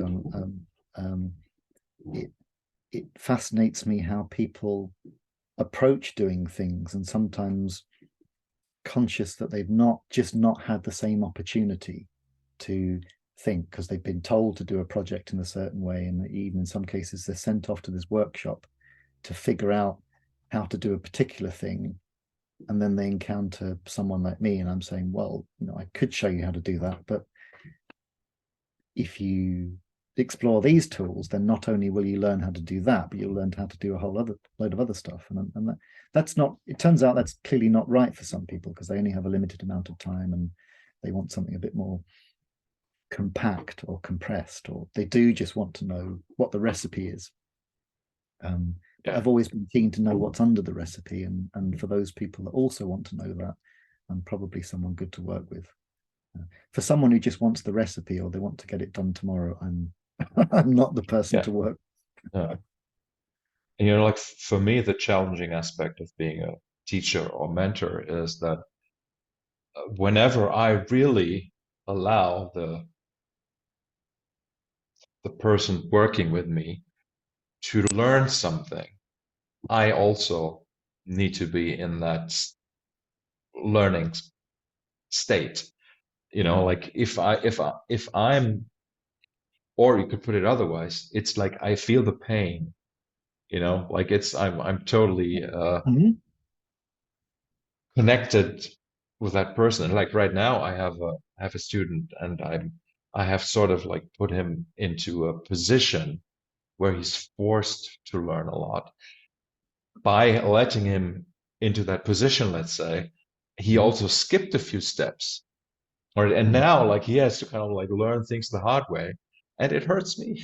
It actually hurts me. It's and I'm fine with that. I'm just saying, like I'm observing that more and more now, that like the older I get, let's say, and the more knowledge there is, like it's all, and I've always given away my knowledge, always have, but it's this accumulation that's somehow, it always seems like the chunk that's taken out is bigger, is a little bit bigger than you thought it would be. And Mhm. I find that to be a good thing, because like it somehow makes me feel alive somehow, like to experience the energy exchange, let's say, rather Yeah, than just a definitely. balance process, let's say. Yeah, it's not it's not a transaction, or if it is one, it's not a simple one. Yeah. So something else comes back, and I think actually that's something that Mick Goodwig was very aware of. He said, you're working with people, but I'm getting more from doing this, for giving all this away. I'm So getting you've quite worked with excited. him in person? No, no, no, No. no. John Durant did. I think I never Hmm. interacted with him. It was just through the book and through columns.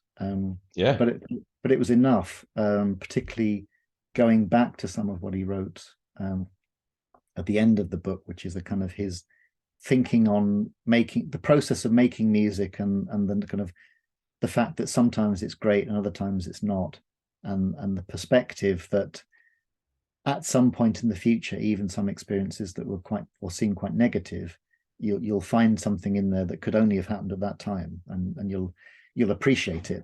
Um, You know, the most fascinating aspect about The Advancing Guitarist, that book, is its brevity, you know. Like it's unbelievable. Like it's I don't know, 70 pages, something like that. Uh and and it includes it it's like the history of it's like a theory of everything somehow, if you know what I mean, right? yeah, It really is. And it's just such a short, manageable thing that you can read in 3 hours if you want to. Like to work through it, it's gonna take decades, but yeah, 30 you know, years at least. yes. Um, No, it's yeah, but no, that's a lovely way of putting it. It's a sketch, it's a framework, and ultimately, um, there are pointers to other things that you can explore as well. And I think he's quite honest that you it's more than a lifetime's material. We don't even know for sure that he worked through all of it, although I suspect that he did. But hmm, most people will never be able to do that, and they don't need to. And you could yeah, take the page on playing on one string and develop that for years, and then later you appreciate that that's the thing that breaks you past position playing, um, and the limitations of that, and you pursue it up until it becomes a limitation, and then you realize you've got to do the next thing and move on. But he's given you a way of developing your coordination and your ear at the same time. yeah, And of course, as he puts it, there are plenty of traditions where people largely do play on one string with a yeah, accompaniment of drones, and yes. people have been improvising that way for thousands of years and create astonishing music. Hmm. Perspective reset. So that's the, you know, it, it's a theoretical work, but it's the organization that he did that really deeply impresses me every time I go back to it. Yes. It's not just here are some chords, here are a few songs. Although that's not such a bad place to start, and to build on. I saw Guthrie Govan give a clinic once, and he was very open about that's the fact that he started learning songs and learning song structures, and then building it outside there. And turns out we were both born in the same town in Essex in the United Kingdom, so I'm absolutely safe in knowing that there is a better guitarist who came from Chelmsford in the UK. So I'm relieved of that pressure. He can have that. He seems pretty good at handling it. Wonderful. Um, That's very good to know, Mike. we undoubtedly have, in some ways, we have very, very different perspectives, but we know we have a couple of connections. But that's that was his perspective, and he's become a very thoughtful practitioner in a different way, and also prompting people about the journey that he went on to acquire such an ability, but also what you do with it and how you think about using it, um, and getting started. It was really inspiring. He clearly started just with a guitar, um, a modeling device to plug into the PA, his iPhone to play a couple of backing tracks. And I sensed that he walked into that event just waiting to get some good questions. And it came alive. It really did. Um, yeah, it was astonishing to watch someone deliver that. I'm not sure I'd have the confidence to do that with a guitar, but I've certainly done that in a scientific context and just walked in and thought, I don't know what I'm going to say here. Let's hope there's some good questions. Yes. Mike, thank you so much. I think this is Oh, this is a big chunk of of love and information. No, I've really enjoyed it. I think I've learned some things about myself. It And feels so like, far. in the psychiatrist's chair, you've kind of gone into places I never expected to.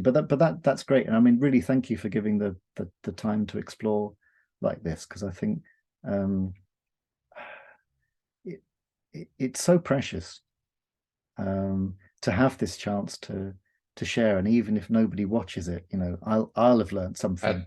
yeah, yeah, exactly.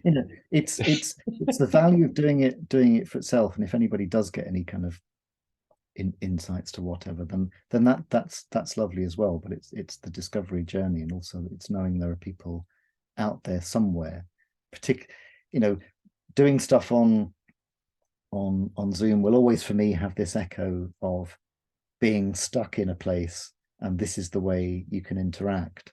And I know that I sense, particularly in the UK, quite a few people, if they could, would just forget that COVID ever happened, and there's no learning. It's just okay, on to the next thing. That was a something that happened, but let's pretend it didn't. And I'm much more about no. In some ways, it was an incredibly difficult time.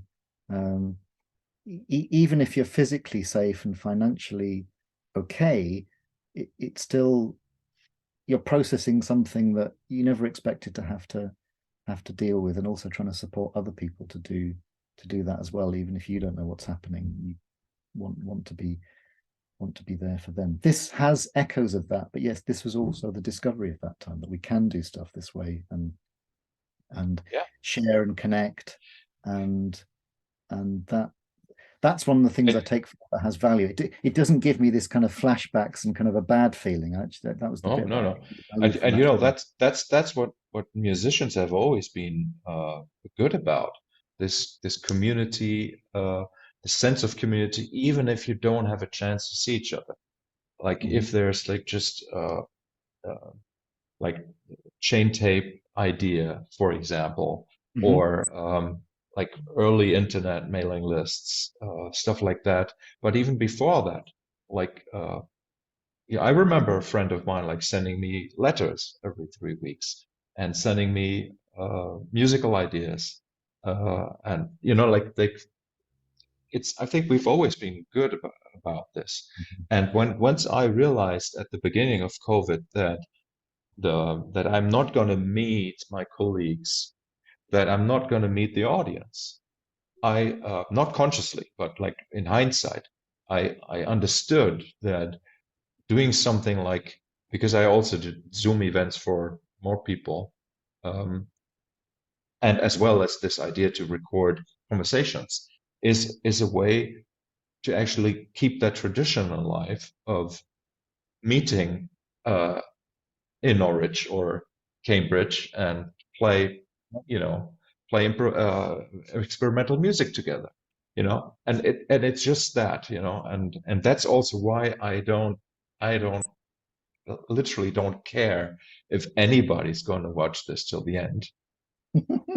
I do not, you know, and That's I can't thank you enough for this. No, no, really, really, it's been a pleasure, and thank you for reaching out to make contact. Great to reconnect, and um, you know, there's much more to tell. Here's to the next time. Exactly. See you again in Zurich or wherever. Yeah, exactly. Wherever we get the chance. It's been a huge pleasure, and Exactly. until next time. Thank, Thanks, thank you, Marcus. Mike. Bye for now. Bye bye. Cheers.